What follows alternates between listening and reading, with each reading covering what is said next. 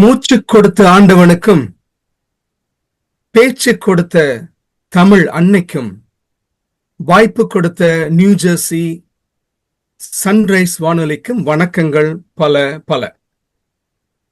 காதலர் தினத்தை கொண்டாடி கொண்டிருக்கும் இளம் ஜோடிகளுக்கும் காதலர் தினத்தில் திண்டாடி கொண்டிருக்கும் கல்யாணமானவர்களுக்கும் எப்போது காதலர் தினத்தை கொண்டாடலாம் என்று காத்திருப்பு பட்டியலில் கனவு காண்பவர்களுக்கும் எனது காதலர் தின நல்வாழ்த்துக்கள். ஹாப்பி வேலண்டைன்ஸ் டே.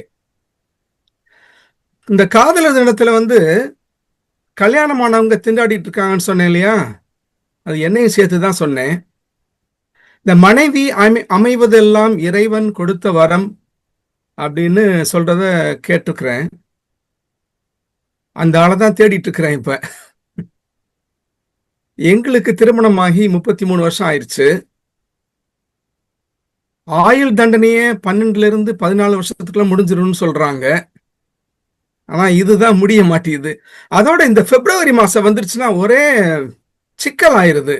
ஏன்னா எல்லா கேள்விகளும் இந்த சமயத்துல தான் வருது.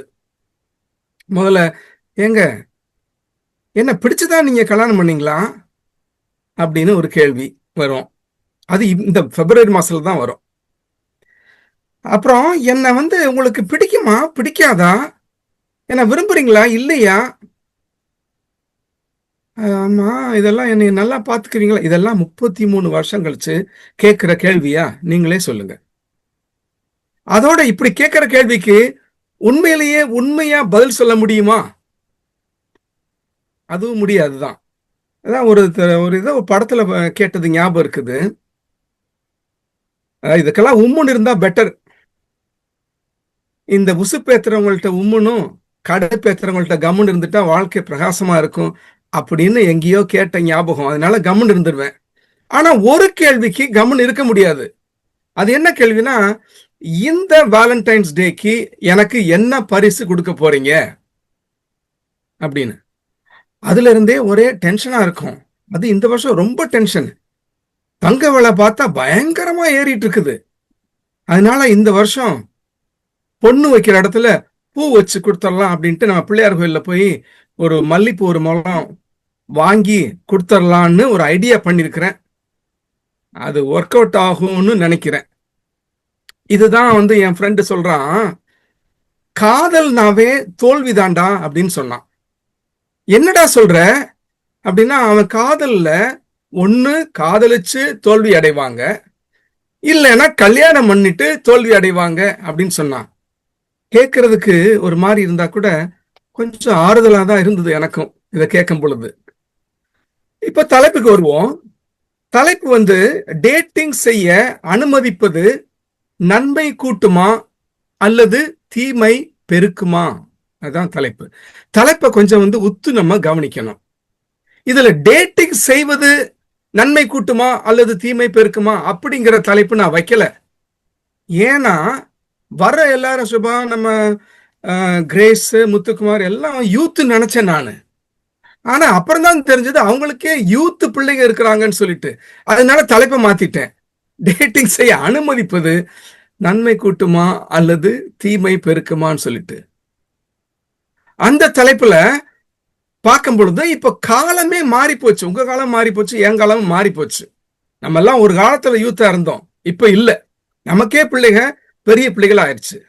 இதுல பாத்தீங்கன்னா, எங்க தாத்தா காலத்துல என்ன பாட்டு ரொம்ப பாப்புலர் பாட்டு, எல்லாம் எல்லாம் பாடுற பாட்டு அப்படின்னா, உலகே மாயம் வாழ்வே மாயம் அப்படின்னு ஒரு பாட்டு.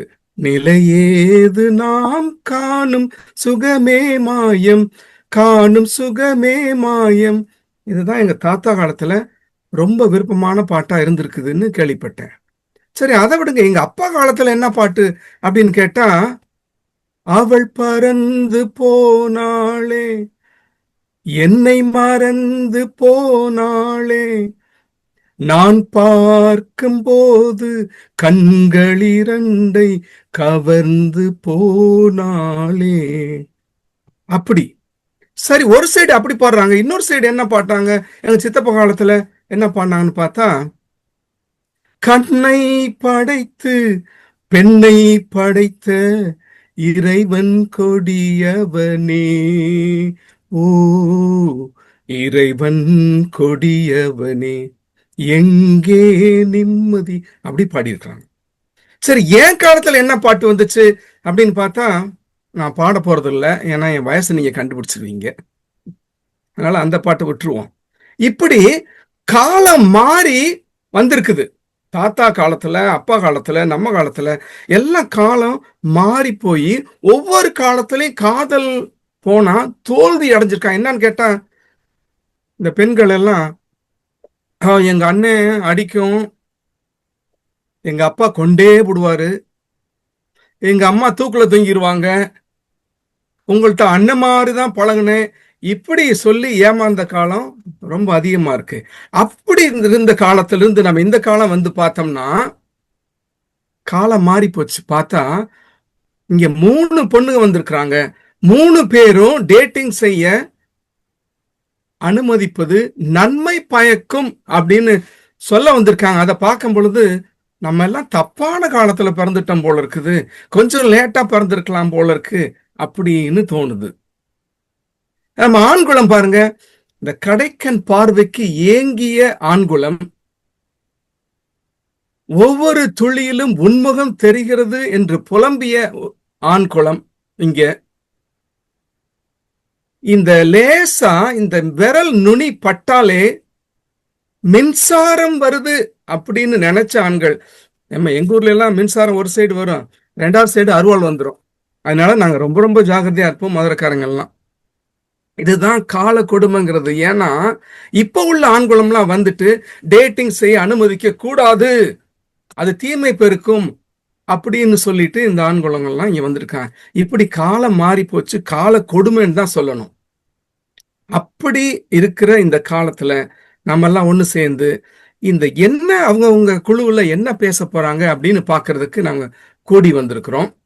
இப்ப அவங்க என்ன சொல்றாங்கன்னு கேட்போம். முதலாவதாக கிரேஸ் அவங்கள கூப்பிடுறேன். அதாவது டேட்டிங் செய்ய அனுமதிப்பது நன்மையே என்ற தலைப்புல முதலாக தங்களுடைய அணிக்கு அணி சேர்க்க அவங்க வந்திருக்கிறாங்க. அவங்கள பத்தி ஒரு சிறிய ஒரு குறிப்பு. கிரேஸ் வந்து கணிப்பொறியாளர். ஏற்கனவே பல முறைகள்ல நம்ம அவங்கள பார்த்திருக்கிறோம், கேட்டிருக்கிறோம். நல்ல கவிஞர். வல்லின சிறகுகள் அதோட மின் இதழ், அதாவது வல்லின சிறகு என்ற மின் இதழ்ல ஒரு ஆசிரியராக இருக்கிறாங்க. வட அமெரிக்க தமிழ் சங்க பேரவை இலக்கிய குழு மற்றும் ஊடக குழுவுல உறுப்பினராக இருக்கிறாங்க. நல்ல தமிழ் சிந்தனையாளர், பேச்சாளர். இப்ப அவங்க நம்மள்கிட்ட பேசுவாங்க. வாங்க கிரேஸ். அனைவருக்கும் வணக்கம். நன்றி நடுவர் அவர்களே. சன்ரைஸ் என்ஜே சன்ரைஸ் ரேடியோ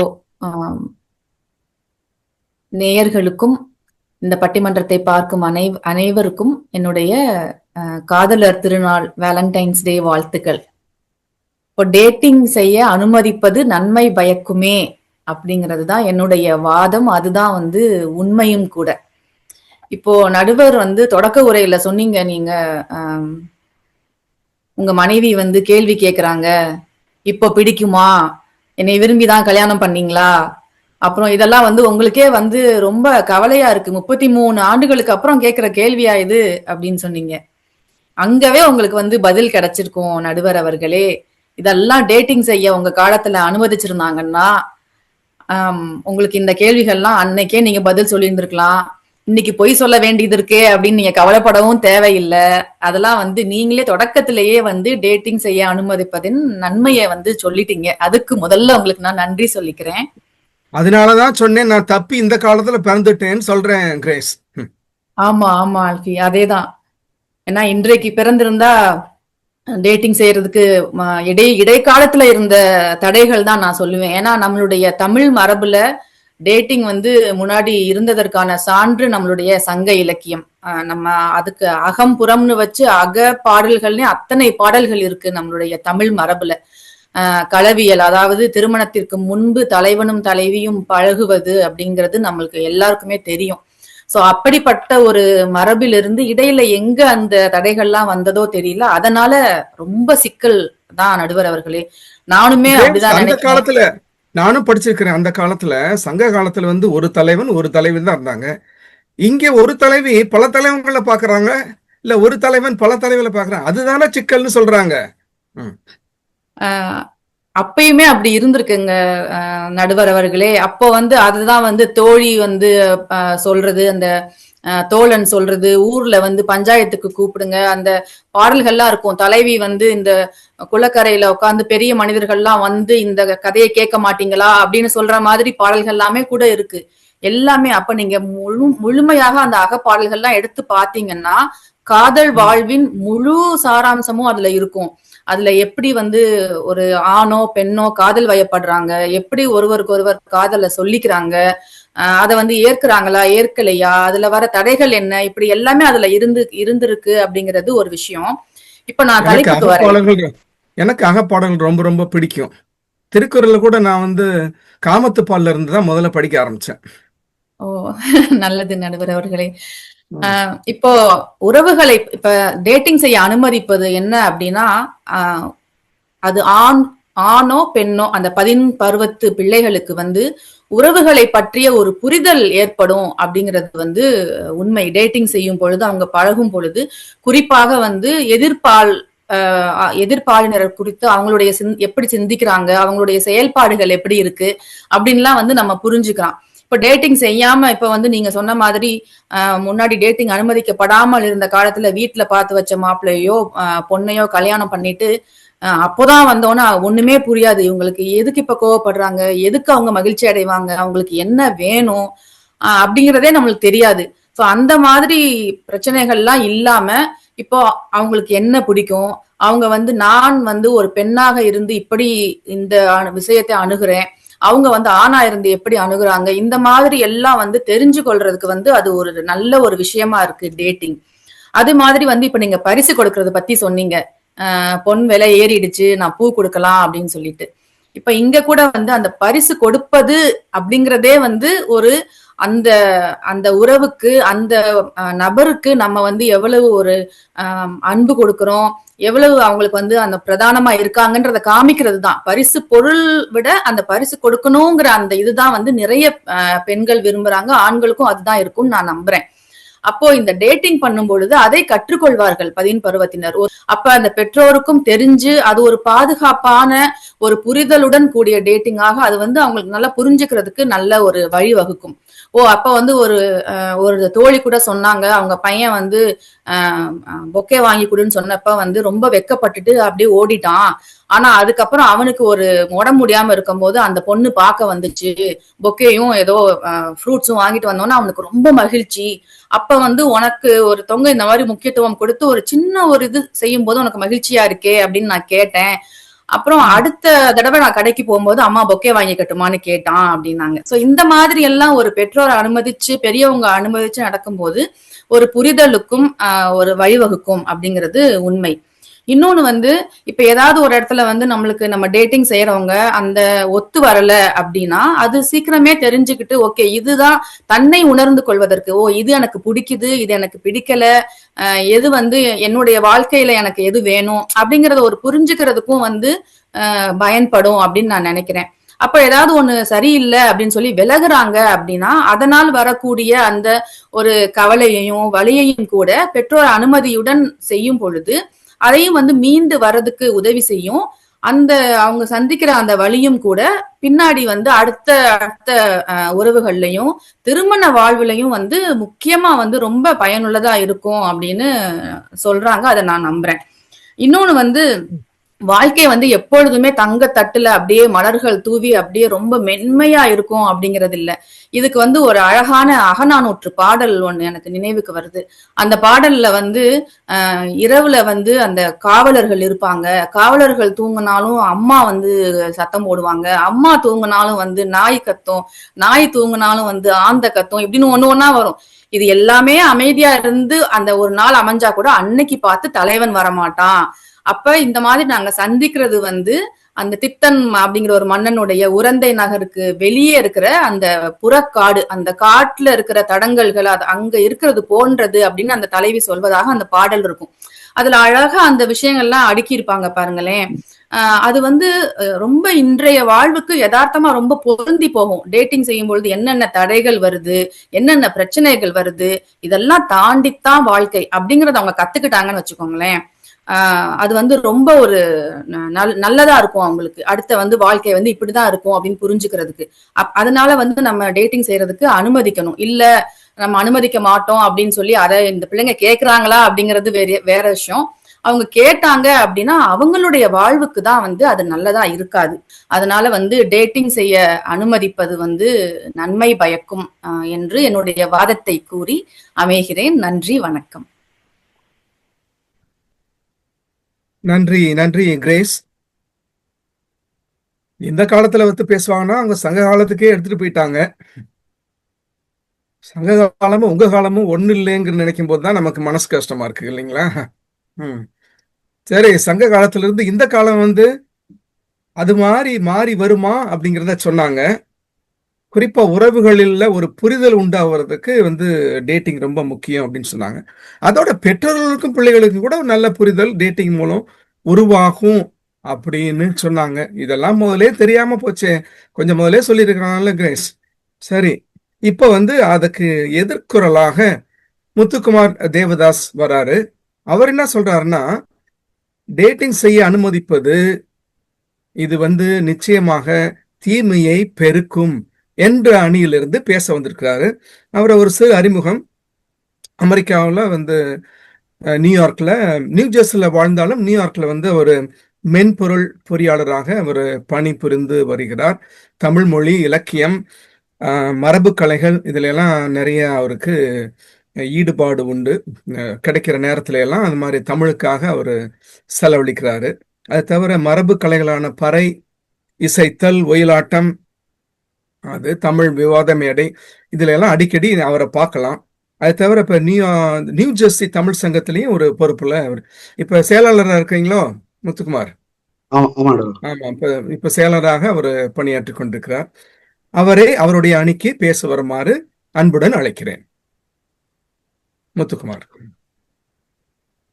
அன்பும் அரணும் உடைத்தாயின் இல்வாழ்க்கை பண்பும் பயனும் அது.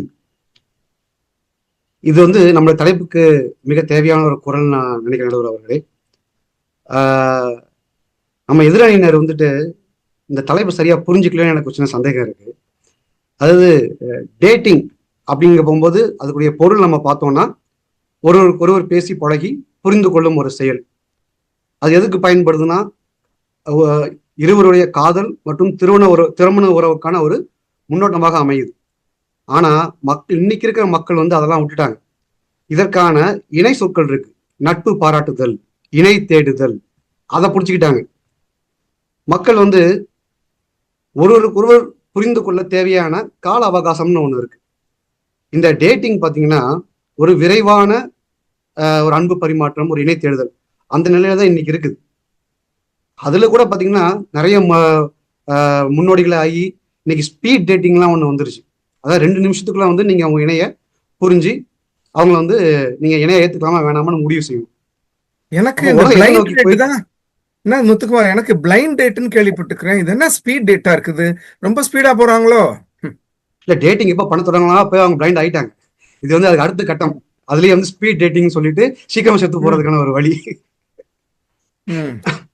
சரி, அப்போ நம்ம தோழி கிரேஸ் வந்து அருமையா சொன்னாங்க, ஏன் நம்ம அனுமதிக்க கூடாது, அனுமதிக்கிறது நல்லது தானே, அது பாதுகாப்பானது தானே அப்படின்னு. சரிங்க, உங்க பையனை வந்து 13 வயசுல கார் ஓட்ட விட்டுருவீங்களா? பாதுகாப்பு தான், கார் பாதுகாப்பானது தான். இல்ல ஒரு ஸ்கூட்டர்ல ஹெல்மெட் போட்டு பாதுகாப்பா இருக்கலாம் அப்படின்னு போட்டு அனுப்பிச்சு விடுவீங்களா? மாட்டீங்க. ஏன்னா வாகனம் இயக்குவதற்குன்னு ஒரு வயது வரம்பு இருக்கு. ஆனா இன்னைக்கு டேட்டிங் பண்றதுக்குன்னு ஒரு வயது வரம்பு சட்டப்படி இல்லை. அப்போ நீங்க எதை கொண்டு அது சரியா இல்லையான்னு தீர்மானிப்பீங்க?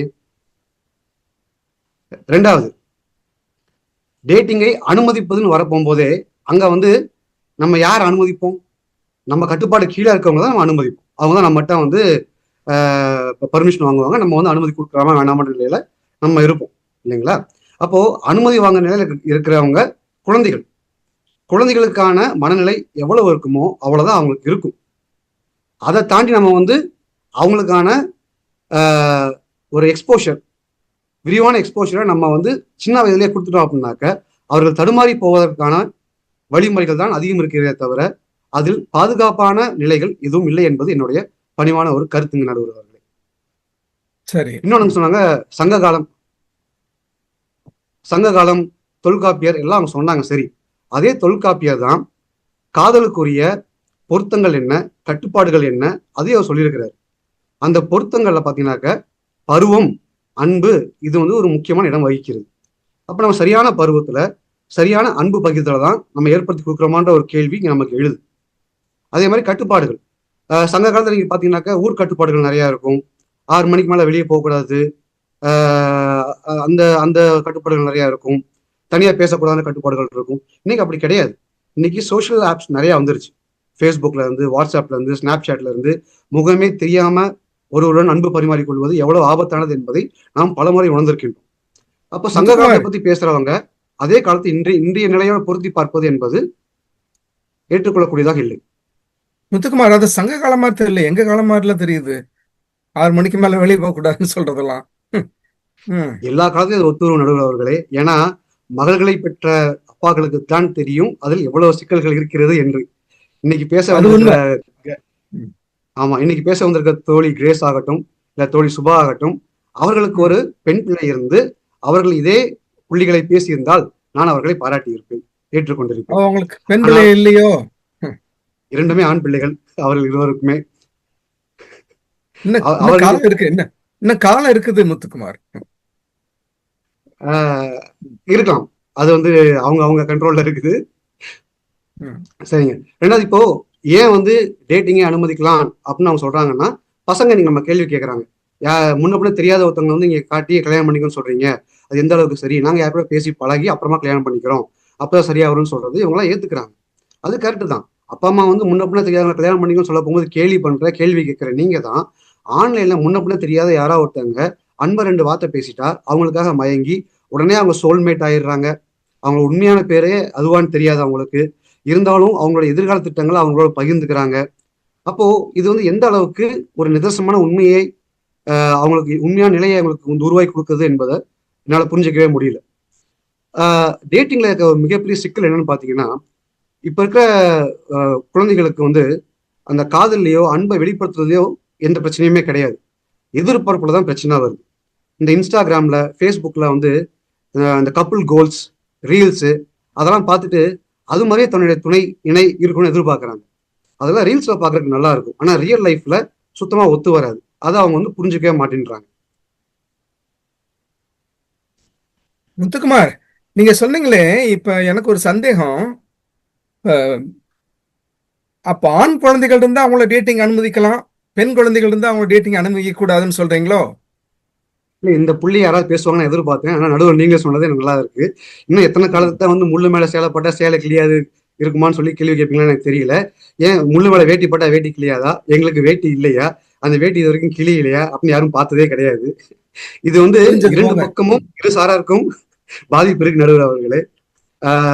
தோழி கிரேஸ் சொன்னாங்க, காதல வந்து தோல்வி ஏற்பட்டா அவங்க அது வந்து மீண்டு வருவாங்க, அது அவங்களுக்கு வந்து ஒரு பாடமா இருக்கும், லைஃப்ல வந்து ஒரு மோட்டிவேஷன் கிடைக்கும் அப்படின்னு சொல்றாங்க. உங்களுக்கு லைஃப்ல மோட்டிவேஷன் அதுக்கு பிரேக்கப் தேவையில்லைங்க. லைஃப்ல நாங்க ஏகப்பட்ட சேலஞ்சஸ் தன்னால கொட்டி கிடக்கு. அன்றாடம் படிக்கிறதுல இருக்கு, வேலை பார்க்குற இடத்துல இருக்கு, நமக்கான கேரியரை சூஸ் பண்றதுல இருக்கு, எவ்வளவோ சிக்கல்கள், பணிச்சிக்கல்கள் இருக்கு. அதெல்லாம் விட்டுட்டு நீங்க வந்து டேட்டிங் பண்ணி லவ் ஃபெயிலியர் ஆகிதான் உங்க மனசை திடப்படுத்தி நீங்க வந்து எதிர்கொண்டு வரணுமா அப்படின்ற ஒரு மிகப்பெரிய கேள்வி எனக்கு எழுது. முத்துக்குமார், லவ்ல தாங்க பிரேக்கப் இருக்குது, டேட்டிங்ல டிராப்பிங் தான். அததான் சொல்றேன். இன்னைக்கு இருக்க குழந்தைகளுக்கு அதுலயே மிகப்பெரிய ஒரு குழப்பம் இருக்குது. முன்னெல்லாம் பாத்தீங்கன்னாக்க காதலிப்பாங்க, காதல பிரிஞ்சு போவாங்க, கல்யாணம் பண்ணிப்பாங்க, இல்ல காதல் கை கூடி கல்யாணம் பண்ணிப்பாங்க. இன்னைக்கு அது ரெண்டுமே நடக்காம பல பேர் வந்து முரட்டு சிங்கிளா சுத்திக்கிட்டு இருக்காங்க. அதுக்கெல்லாம் காரணம் என்ன நினைக்கிறீங்க? இந்த மாதிரி 4 தடவை டேட்டிங்ல பிரேக்கப் ஃபெயிலியர் ஆனதுனால மட்டும்தான். அது மட்டும் இல்லாம இன்னைக்கு புதுசா அவனை கண்டுபிடிச்சிருக்கிறாங்க, பெஸ்டி அப்படின்னு. அதாவது முன்னெல்லாம் அந்த காதலிச்சுட்டு ஏமாத்துறதுக்கு நான் அவங்க அண்ணனா நினைச்சு பழகினேன், you are like my brother அப்படின்னு சொல்லிட்டு போயிடுவாங்க. இன்னைக்கு வந்து அதை ரொம்ப ரொம்ப எளிமையாக்கிட்டு, நான் உன்னை பெஸ்டின்னு நினைச்சேன், யூஆர் மை பெஸ்டி, வா நம்ம எப்பவுமே வந்து நம்ம பெஸ்டியாவே இருப்போம். இதுக்கு வந்து என்ன பொருள் கேட்டீங்கன்னா, காதலனுக்கு கீழே நண்பனுக்கு மேல, அது என்ன ஒரு கணக்குன்னு எனக்கு புரியல. இவங்களா அவனை வகுத்து வச்சுக்கிறாங்க, இவங்களா புதுசு புதுசா ஒரு உறவு முறைகளை உருவாக்கிக்கிறாங்க, தன்னைத்தானே ஏமாத்திக்கிறாங்க. சரி, நமக்கு அது கூட அமையலையே. அமையலன்னு சந்தோஷப்பட்டுக்கோ நடுவர் அவர்களே. இதுல சிக்கி சின்ன பண்ணமாயி சீரழியறதுக்கு அது அமையாமையே இருக்கிறது நல்லது. அதனால டேட்டிங்க்கு அனுமதிப்பது முற்றிலுமாக தீமை என்று நான் சொல்ல மாட்டேன். ஆனால் அது கண்டிப்பா நல்லது இல்லை. தீமை பெருகுவதற்கான வாய்ப்புகள் அதிகமா இருக்கிறது. குறிப்பாக சரியான கால மற்றும் அனுபவ முதிர்ச்சிக்கு முன்னாடி வரும் ரிலேஷன்ஷிப் சரியான டெஸ்டினேஷன் அல்ல, அது ஒரு டிஸ்ட்ராக்ஷன் தான் நம்ம குழந்தைகளுக்கு.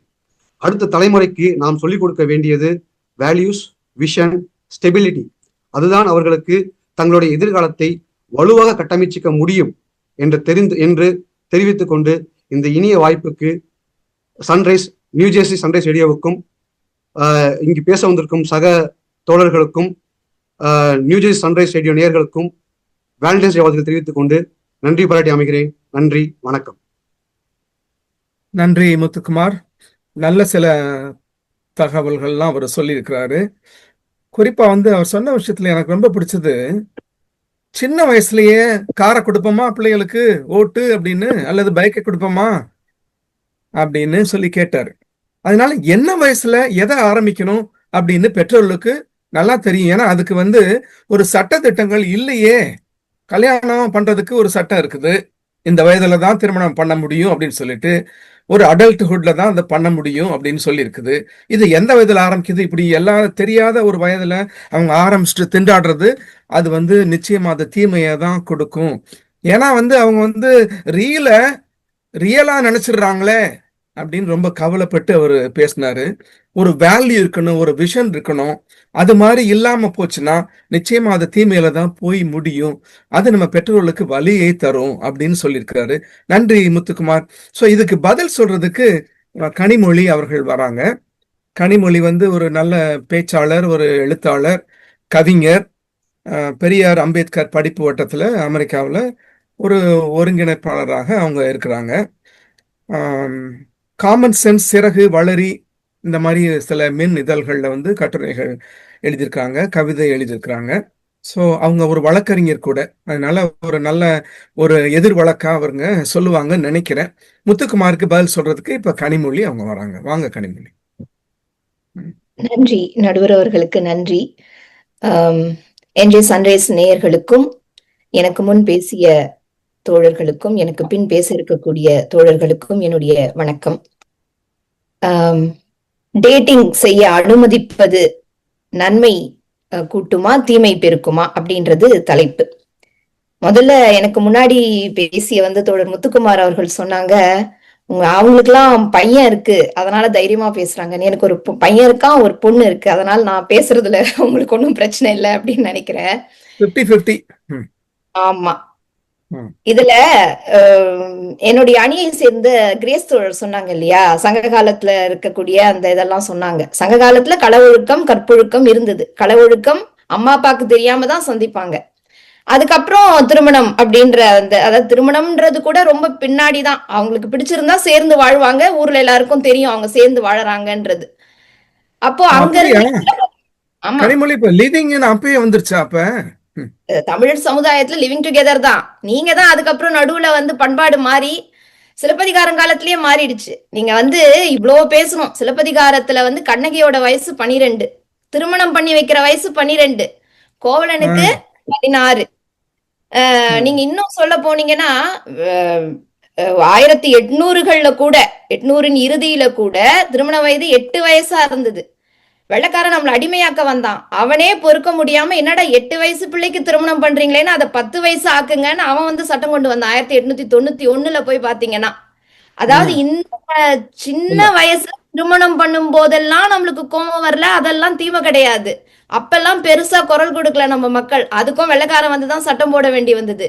ஆனா இன்னைக்கு அண்மை காலமாதான் ஓரளவுக்கு படிச்சுட்டு ஒரு 25 வயசுக்கு பிறகு நாம வந்து திருமணம் பண்ணிக்கலாம்ன்றது ரொம்ப அண்மை காலத்துல நடக்குது இந்த மாற்றம்.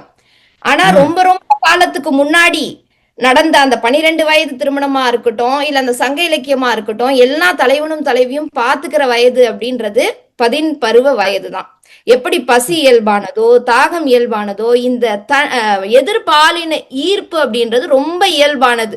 நீங்க பருவம் வரும் பொழுது ஆணா இருக்கட்டும் பெண்ணா இருக்கட்டும் இயல்பா அது வரும். அது கிட்ட போய் இதெல்லாம் கூடாதுன்னு நம்ம சொன்னோம்னு வச்சுக்கோங்க, குழந்தை கேட்காது. குழந்தை கேட்காதுன்றதை விட நீங்க ஒரு நிமிஷம், இன்னைக்கு நாம பெற்றோரா இருக்கோம், நாமளும் அந்த வயசை கடந்து தானே வந்தோம், ஒரு நிமிஷம் பின்னோக்கி போய் 13-14 வயசுல நமக்கு இதெல்லாம் தோணலையான்னு எண்ணி பாருங்க. தோணும். நமக்கு அதை வெளிப்படுத்தக்கூடிய சூழல் இருந்திருக்காது, வாயை மூட்டிட்டு இருந்திருப்போம். இதுல அவரு சொன்னாரு ஸ்பீட் டேட்டிங்லாம் இருக்கு, இதெல்லாம் என்ன புரிஞ்சுக்க போறாங்க அப்படின்னு. முகத்தை கூட பார்க்க முடியாது. அப்பா சொல்லிட்டாரு கல்யாணம் பண்ணு, மணமேடையில கூட முகம் பார்த்திருக்க மாட்டாங்க. அதெல்லாம் நல்ல சிறப்பான திருமணம். இப்ப நீங்க புலம்புனீங்களே 33 வருஷமா இந்த கேள்வியை கேட்கறா, எனக்கு என்ன பதில் சொல்றதுன்னே தெரியலன்னு. அந்த மாதிரிதான் எல்லாரும் புலம்பிட்டு இருக்கிறாங்க. அந்த திருமணத்தை அம்மா அப்பா பார்த்து நடத்தி வச்ச திருமணம்.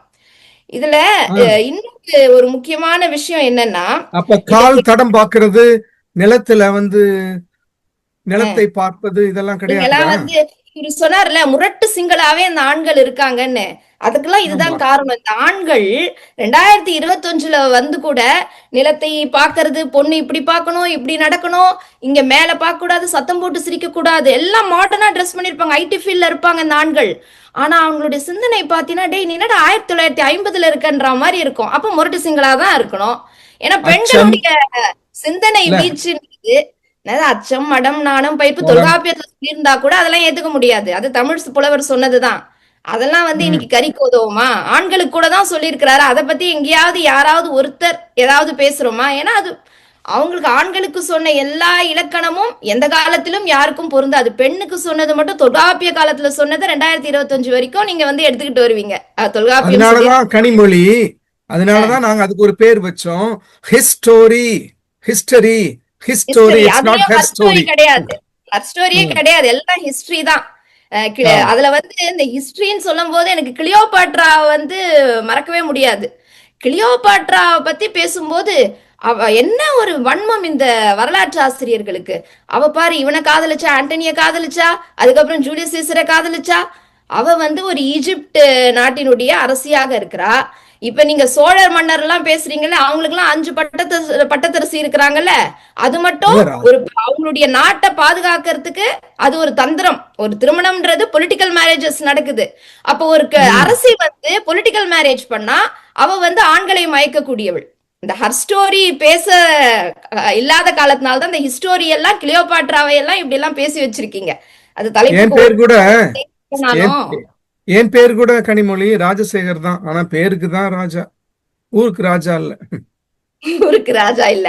அதாவது பேர்ல ராஜா இருக்கேன்னு நீங்க மகிழ்ச்சி அடையணும் நடுவர் அவர்களே. ஊருக்கு ராஜா இருக்கிறதெல்லாம் போயிடுச்சு. இன்னைக்கெல்லாம் நம்ம எல்லாரும் ஒரு மக்களாட்சி காலத்துல இருக்கோம். அதனால பேர்ல ராஜா இருக்கா, அவ்வளவுதான். அது நம்ம நீங்க சொன்னீங்களே சோழ ராஜாவுக்குள்ள 4-5 இருந்ததுன்னு, அதுக்காக சொன்னேன். அதெல்லாம் சட்டம் போட்டு ஒழிக்கலன்னா நீங்களும் அந்த 5-6 தான் வச்சுட்டு இருந்திருப்பீங்க. அதுக்கும் சட்டம் வந்ததே. அம்பேத்கர் பாவம் பேசி எம்மா இதெல்லாம் ஒழிக்கணும், இந்து மேரேஜ் ஆக்ட் படி, இது சட்டப்படி. நீங்க ஒரு 50-60 வருஷத்துக்கு முன்னாடி, 30 வருஷத்துக்கு முன்னாடி வரைக்கும் 2 கல்யாணம் பண்ணவங்க, 3 கல்யாணம் பண்ணவங்க எல்லாம் நமக்கு தெரியும். சட்டம் இந்த ஆண்கள் இப்படிதான் இருந்தாங்க. இன்னைக்கு வேற வழி இல்ல. சரி, பெண்கள் படிச்சு வராங்க, கேள்வி கேட்கறாங்க அப்படின்றதுனால ஓரளவுக்கு சரி. இப்ப மட்டும் மோனோகேமஸ் மேரேஜ் ரொம்ப நல்லதுன்னு சொல்லக்கூடிய நிலைக்கு பெண்கள் முன்னேறிக்கிறதுனால அதை தள்ளிட்டு வந்திருக்கோமே தவிர்த்து, கனிமொழி இது கனிமொழி இது மனைவி, அது துணைவி. இது மனைவி, அது துணைவி. நீங்க யார சொல்றீங்கன்னு தெரியுது. ஆனா அன்றைய காலகட்டத்துல இருந்த நிலைமை இன்னைக்கு இருக்குதா அப்படின்றதுதான் நாம கேட்கணும் இல்லைங்களா? அன்றைய காலகட்டத்துல இருந்த நிலைமை இன்னைக்கு இல்ல அப்படின்றதுதான் முக்கியமான ஒரு விஷயம். அதுல இந்த டேட்டிங் பத்தி வருவோம். நாம எங்கெங்கயோ வரலாற்றுக்கெல்லாம் போயிட்டோம். இந்த டேட்டிங்ல முக்கியமா என்ன நடக்குது அப்படின்னா ஒரு கம்பானியன்ஷிப் தான் அது. இப்ப ஒரு 14 வயசு 15 வயசுலதான் அந்த டேட்டிங்கான அந்த எண்ணங்கள் வருது. நீங்க முதல்ல வீட்டுல அந்த சூழல் வச்சிருக்கணும். நம்ம வீட்டுல என்ன தெரியுமா பண்றோம், இதெல்லாம் தப்பு. எப்போ 8 வயசு 9 வயசுல இருந்தே அந்த நம்ம நினைக்கிறோம் குழந்தைங்க நம்மள புரிஞ்சுக்காதுன்னு. குழந்தைங்களுக்கு அம்மா அப்பா என்ன நினைக்கிறாங்கன்னு அவ்வளவு துல்லியமா தெரியும். இப்ப இத சொன்னா நம்ம வீட்டுல அனுமதி கிடைக்குமா கிடைக்காதான்னு பிள்ளைங்களுக்கு தெரியும். பல நேரங்கள்ல நாம நினைச்சிருப்போம் பிள்ளை டேட்டிங் எல்லாம் பண்ணல, யாரையும் பாக்கலன்னு. பிள்ளை வந்து யார் கூடயும் பழகிட்டு தான் இருக்கும். வீட்டுல சொல்றதுக்கான சூழல் இல்லாததுனால அமைதியா இருக்கும் குழந்தை. நம்ம அமெரிக்கால இருக்கிறோம். நீங்க அப்பப்ப ஒரு செய்தி பார்க்கலாம். ஒரு சில ஆண்டுகளுக்கு முன்னாடி கூட ஒரு செய்தி, ஒரு பள்ளி இறுதி ஆண்டு மாணவி, நல்லா படிக்கக்கூடிய மாணவி காணோம். உடனே அந்த பொண்ணோட போட்டோவை போட்டு வாட்ஸ்அப்ல எல்லா தோழர்களும் சொல்றாங்க, இந்த பொண்ணை வந்து நீங்க பாத்தீங்கன்னா எங்களுக்கு தகவல் கொடுங்க, வீட்டுக்கு வரல அப்படின்னு. ஒரு 1.5 நாள் கழிச்சு அந்த அனுப்புன தோழர் வந்து நான் கேட்டேன், அந்த பொண்ணு வந்து கிடைச்சிட்டாங்களா, என்ன ஆச்சுன்னு கேட்கும் போது சொல்றாரு, கிடைச்சிட்டாங்க தோழர். இதுல என்னன்னா சிக்கல், அந்த பொண்ணு வந்து யாரையோ விரும்பி இருக்கு, இல்ல டேட் பண்ணிருக்கு, அதை வீட்டுல அனுமதிக்கல. அதனால பள்ளி இறுதி ஆண்டுல அந்த சர்டிபிகேட் கொடுக்குற அந்த நேரத்துல ஸ்கூல்ல அந்த கிராஜுவேஷன் கொடுப்பாங்க, அதை வாங்கிக்கிட்டு அந்த பொண்ணு வந்து அந்த பையனோட போயிருச்சு. இது இந்திய குடும்பங்கள்ல நடக்குது. நீங்க அனுமதிக்காம வீட்டுல இறுகி வச்சிருக்கிறதுனால என்ன நடக்குதுன்றதுக்கு நான் சொல்றேன்.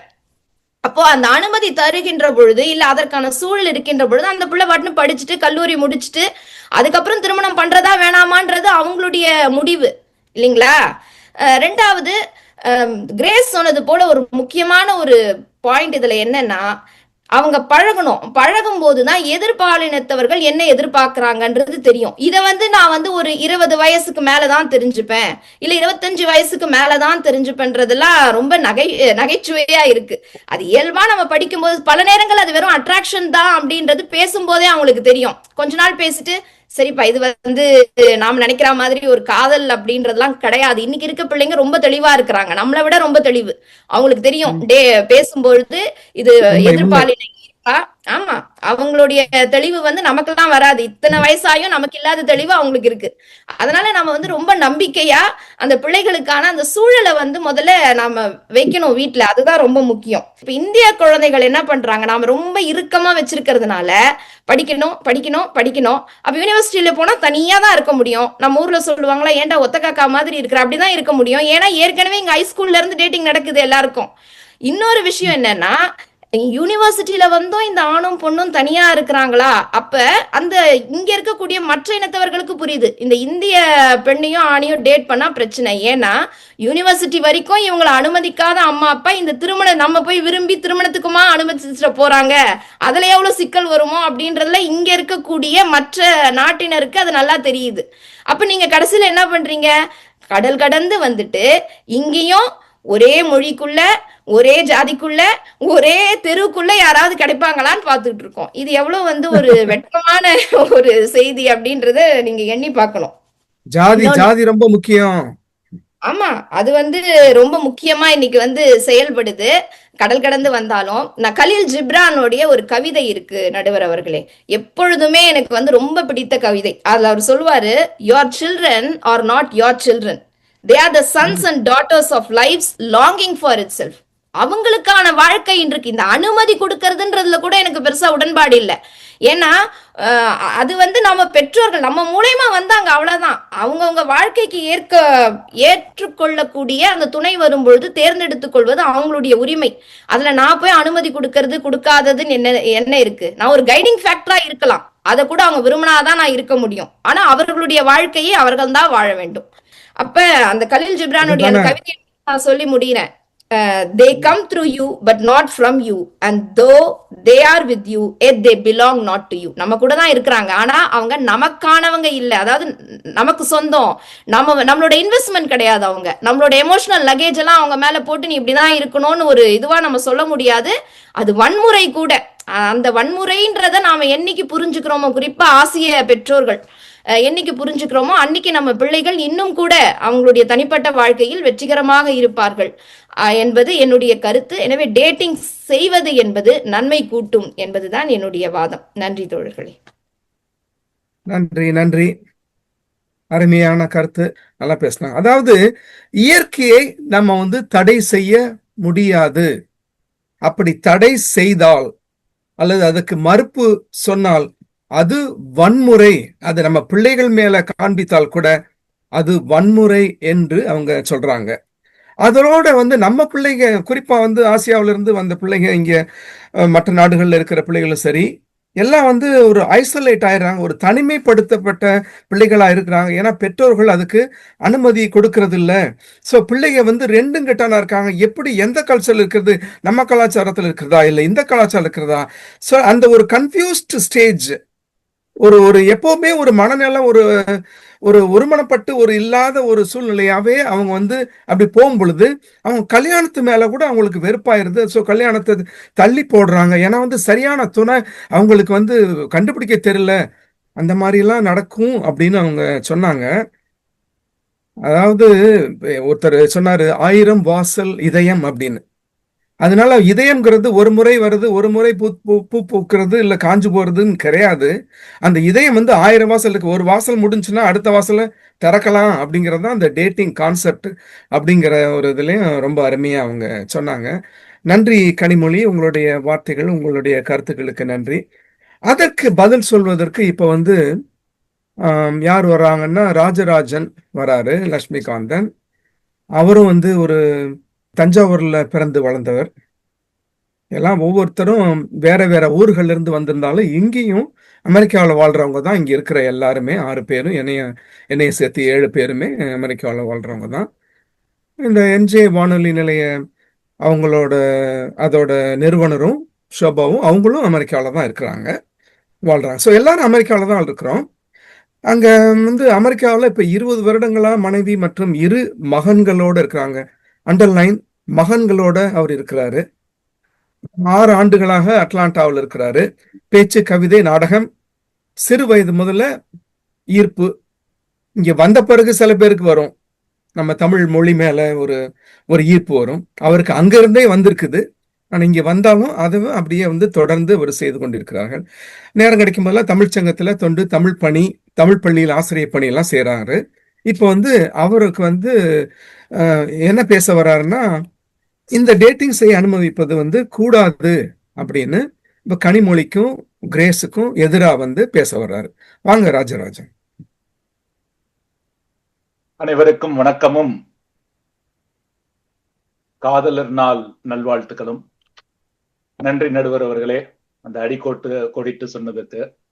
இது பெண் பிள்ளையா ஆண் பிள்ளையா என்பது இதை தாண்டி எந்த குழந்தையாக இருந்தாலுமே டேட்டிங் அப்படின்னு சொல்றது, அதை அனுமதிப்பது என்பது நிச்சயமா தீமைதான் பயக்கும் என்ற அணியில் பேசுவதற்காக நான் வந்திருக்கிறேன். யாயும் நியாயும் யாராகியரோ எந்தையும் நுந்தையும் எம்முறை கேளிர், யானும் நீயும் எவ்வழி எரிதும் செம்புலப் பெயல் நீர் போல அன்புடை நெஞ்சம் தாங்கலந்தனவே.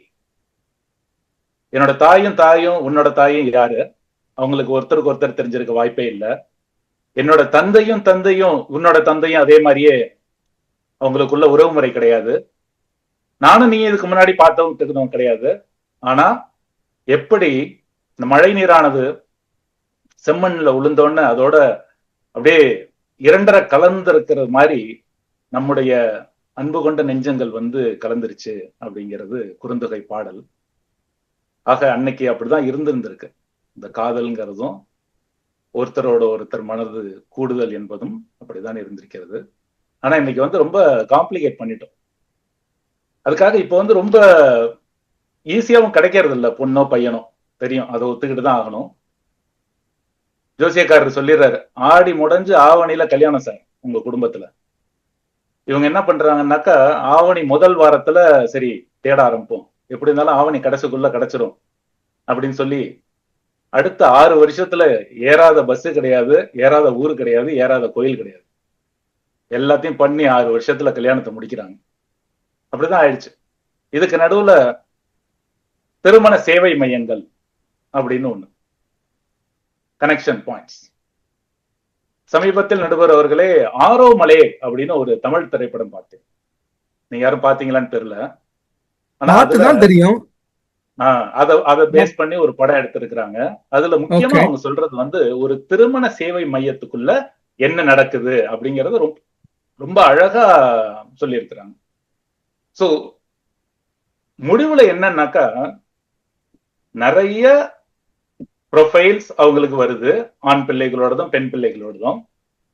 அதை எப்படி நம்ப வைக்கிறாங்கன்னாக்கா, உங்களுக்கு ஏத்த மேட்சை நான் உனக்கு கண்டுபிடிச்சு கொடுக்குறேன் அப்படிங்கிற மாதிரி தான் நம்ம நினைச்சுக்கிட்டு இருக்கிறோம் இல்லையா? ஆனா உள்ளுக்குள்ள இது எல்லா இடத்துலயுமான்னு தெரியல. ஆனா அவங்க சொல்லி இருக்கிற அந்த விஷயம் வந்து இது மோர் ஆஃப் ஒரு சைக்கலாஜிக்கல் கேம். இந்த பெண் பிள்ளைக்கும் ஆண் பிள்ளைக்கும் இவங்க ஒரு ரேண்டமா எடுத்துட்டு இவங்களை எவ்வளவுக்கு நம்ம கன்வின்ஸ் பண்றோம், இதுதான் நீ தேடிக்கிட்டு இருந்த வரன் அப்படிங்கிறத கன்வின்ஸ் பண்ற ஒரு விஷயம் தான் அந்த திருமண சேவை மையங்கள்ல இன்னைக்கு நடந்துகிட்டு இருக்கு. இதை தாண்டி இன்னைக்கு நம்ம மாடர்ன்ல பாக்குறோம்னாக்கா டேட்டிங் ஆப்ஸ். இப்ப டேட்டிங்னு நம்ம பேசிட்டு இருக்கோம். ஆனா இந்த பிள்ளைகள் வந்து டேட்டிங்காக தேடி போறது என்ன தெரியுமா? இந்த இருக்கக்கூடிய பல ஆப்ஸுக்கு தான் அவங்க வந்து போறாங்க. அந்த ஆப்ஸ்ல வந்து இவங்க உள்ள போனோடனே வந்து இவங்க எதுக்காக அதை தேடிட்டு போறாங்கன்னாக்கா முக்கியமா சோம்பேறித்தனம். எந்த பிள்ளையுமே இன்னைக்கு நிமிர்ந்து பாக்குறது கிடையாது, சுத்தி பாக்குறது கிடையாது. அதுக்கு ஒரு வெக்கம், அதுக்கு ஒரு தனிமை. இவங்க நோண்டிக்கிட்டு இருக்கிறது ஃபுல்லா போன்ல. அப்போ அதுல ஒரு ஆப்பை கண்டுபிடிக்கிறாங்க. அது மூலமா நான் ஒரு துணையை தேடுறேன், டேட்டிங் துணையை தேடுறேன் அப்படிங்கிற ஒரு விஷயத்துக்குள்ள அவங்க போறாங்க. பேராசை. இவங்களுக்கு இருக்கிற ஒரு குணநலன்கள் என்னன்னு தெரியும், இவங்களோட லெவல் என்ன தெரியும், இவங்க பாக்குறதுக்கு எப்படி இருப்பாங்கன்னு தெரியும்.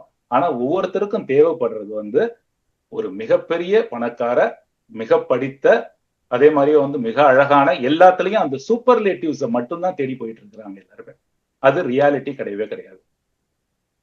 இதெல்லாம் பண்ணணுமா? ஆனா இவங்க என்ன பண்ணிடக்கூடாதுன்னாக்கா ரெஸ்பான்சிபிலிட்டி, பொறுப்பு எடுத்துக்கிறதுக்கு யாருமே தயாரா இல்லை. அதே மாதிரியே ஒரு உறுதிப்பாடு, கமிட்மெண்ட் கொடுக்கறதுக்கு யாருமே இன்னைக்கு தயாரா இல்லை. இதுதான் டேட்டிங்ல இருக்கக்கூடிய ஒரு பிரச்சனை. ஆக மொத்தத்துல இவங்க மார்க்கெட்ல இருக்கணுமா, ஆனா எதுலயும் கமிட் ஆயிடக்கூடாது. சுத்தி சுத்தி சுத்தி வந்துட்டு இருக்கணுமா? இது எங்க போய் முடியும்னு நினைக்கிறீங்க நீங்க? எங்கேயுமே போக முடியாது. இததான் எதிர்க்கிறோம். இந்த ஒரு டேட்டிங் சம்பந்தமான ஒரு பெரிய குறைபாடை மட்டும்தான் எங்களை நீ எதிர்த்து பேச வந்திருக்கு இன்னைக்கு. இந்த டேட்டிங் பத்தி இந்த மாதிரி டேட்டிங் ஆப்ல போகும்பொழுது டேட்டிங் வந்து வெறும் சேட்டிங்காவே முடிஞ்சு வருது. அது சேட்டிங்கோட முடிஞ்சிட்டா கூட ஓகேங்களாம். ஆனா பல நேரங்கள்ல அது சேட்டிங்கை கடந்து பல விஷயங்கள் ஆகிறது தான் பிரச்சனை நடுவர். இப்ப இந்த டேட்டிங்ல உள்ள போனோடனே அவங்க வந்து 37% ரூல்னு ஒண்ணு சொல்றாங்க. 37% ரூல் எத்தனை பேருக்கு தெரியும் தெரியல. அப்படின்னா என்னன்னாக்கா, நீ நீ ஒரு முடிவு பண்ணிட்டு வரணும்.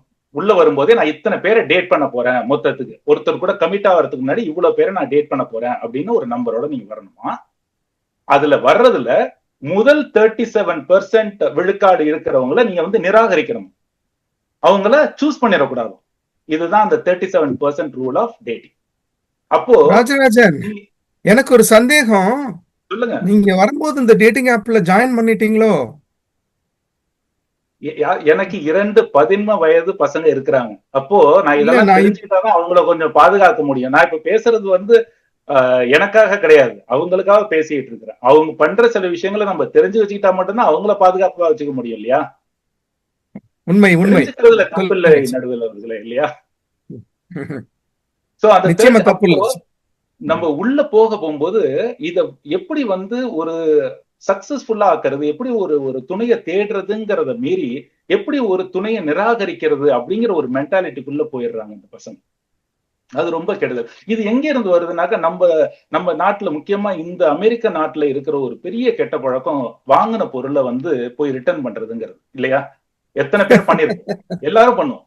நம்ம ஒரு பொருளை வாங்கணும்னா போய் ரிட்டர்ன் பண்ணிடணும். அதை பிடிக்கலன்னா ரிட்டர்ன் பண்ணிடு, யூஸ் பண்ணி பாரு, பிடிக்கலன்னா ரிட்டர்ன் பண்ணி. அந்த கல்ச்சர் இருக்கு பாத்தீங்களா, அதுதான் இங்கேயும் வந்து இப்போ அந்த ஸ்டாட்டிஸ்டிக்ஸ் எடுத்து பாத்தீங்கன்னாக்கா, இப்ப மொத்தமா நம்ம 2025 நம்மளோட சேல்ஸ், அதாவது வியாபாரம் வந்து இங்க இந்த சில்லறை வியாபாரம்ங்கிறது எவ்வளவு ஆயிருக்குன்னாக்கா 5.6 ட்ரில்லியன் அளவுக்கு, டாலர் அளவுக்கு இங்க ஆயிருக்கு அமெரிக்கா.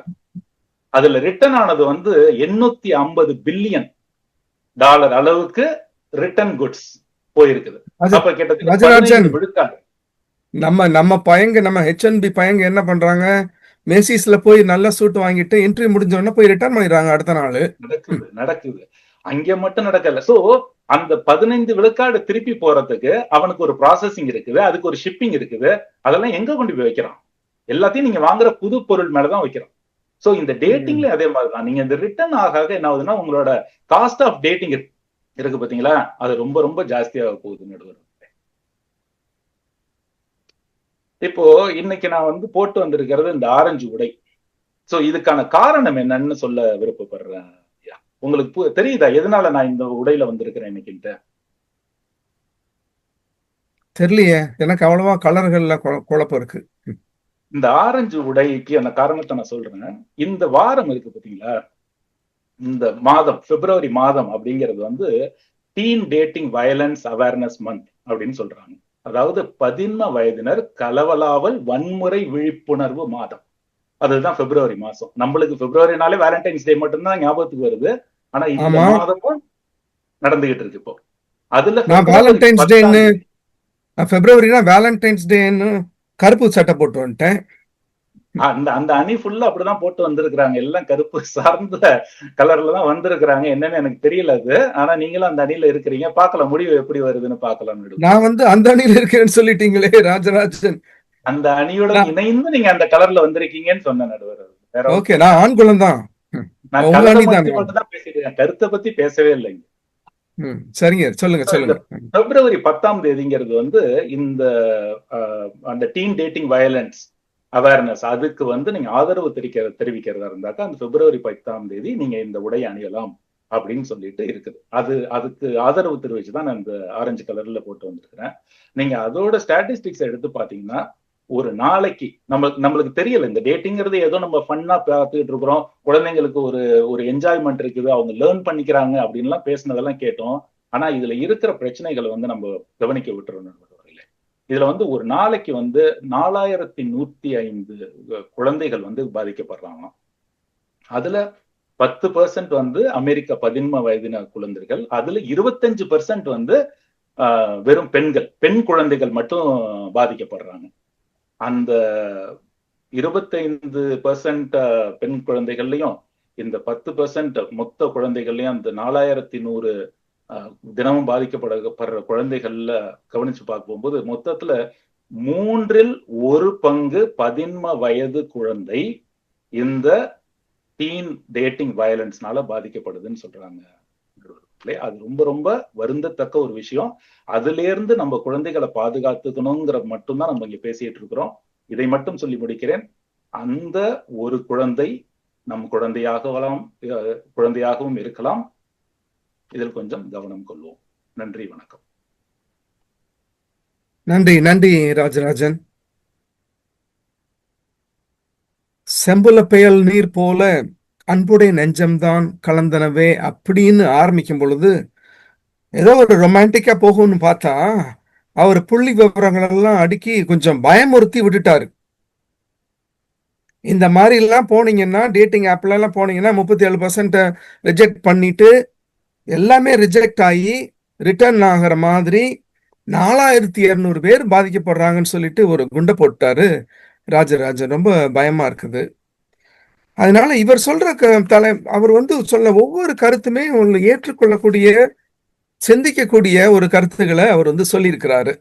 எல்லாருமே பெற்றோர்கள், நம்ம பிள்ளைகள் இருக்கிற பெற்றோர்கள் எல்லாருமே நன்றாக சிந்திக்க வேண்டும், அதை கண்காணிக்க வேண்டும் அப்படிங்கிற ஒரு கருத்தை அவர் சொல்லியிருக்கிறாரு.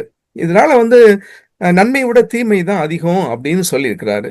நம்ம பிள்ளைகளுக்கு அந்த 4200 நம்ம பிள்ளைகள் ஒரு குழந்தைய ஆயிடக்கூடாதே அப்படிங்கிற ஒரு நல்லெண்ணத்துல சொல்றேன் அப்படிங்கன்னு அவர் சொன்னாரு. ராஜராஜன், ரொம்ப நன்றி உங்களுடைய கருத்துக்களுக்கு. ஆனாலும் இதை எதிர்த்து இப்ப சுபா வராங்க. அவங்க என்ன மாதிரி புள்ளி விவரங்களை என்ன மாதிரி கருத்துக்களை கொண்டு வராங்க அப்படின்னு கேட்போம். சுபா வந்து நியூஜெர்சில வாழ்றவங்க, காரைக்குடிக்காரவங்க, நல்ல பேச்சாளர், எழுத்தாளர், கவிஞர், நல்ல தமிழ் செயல்பாட்டாளர்.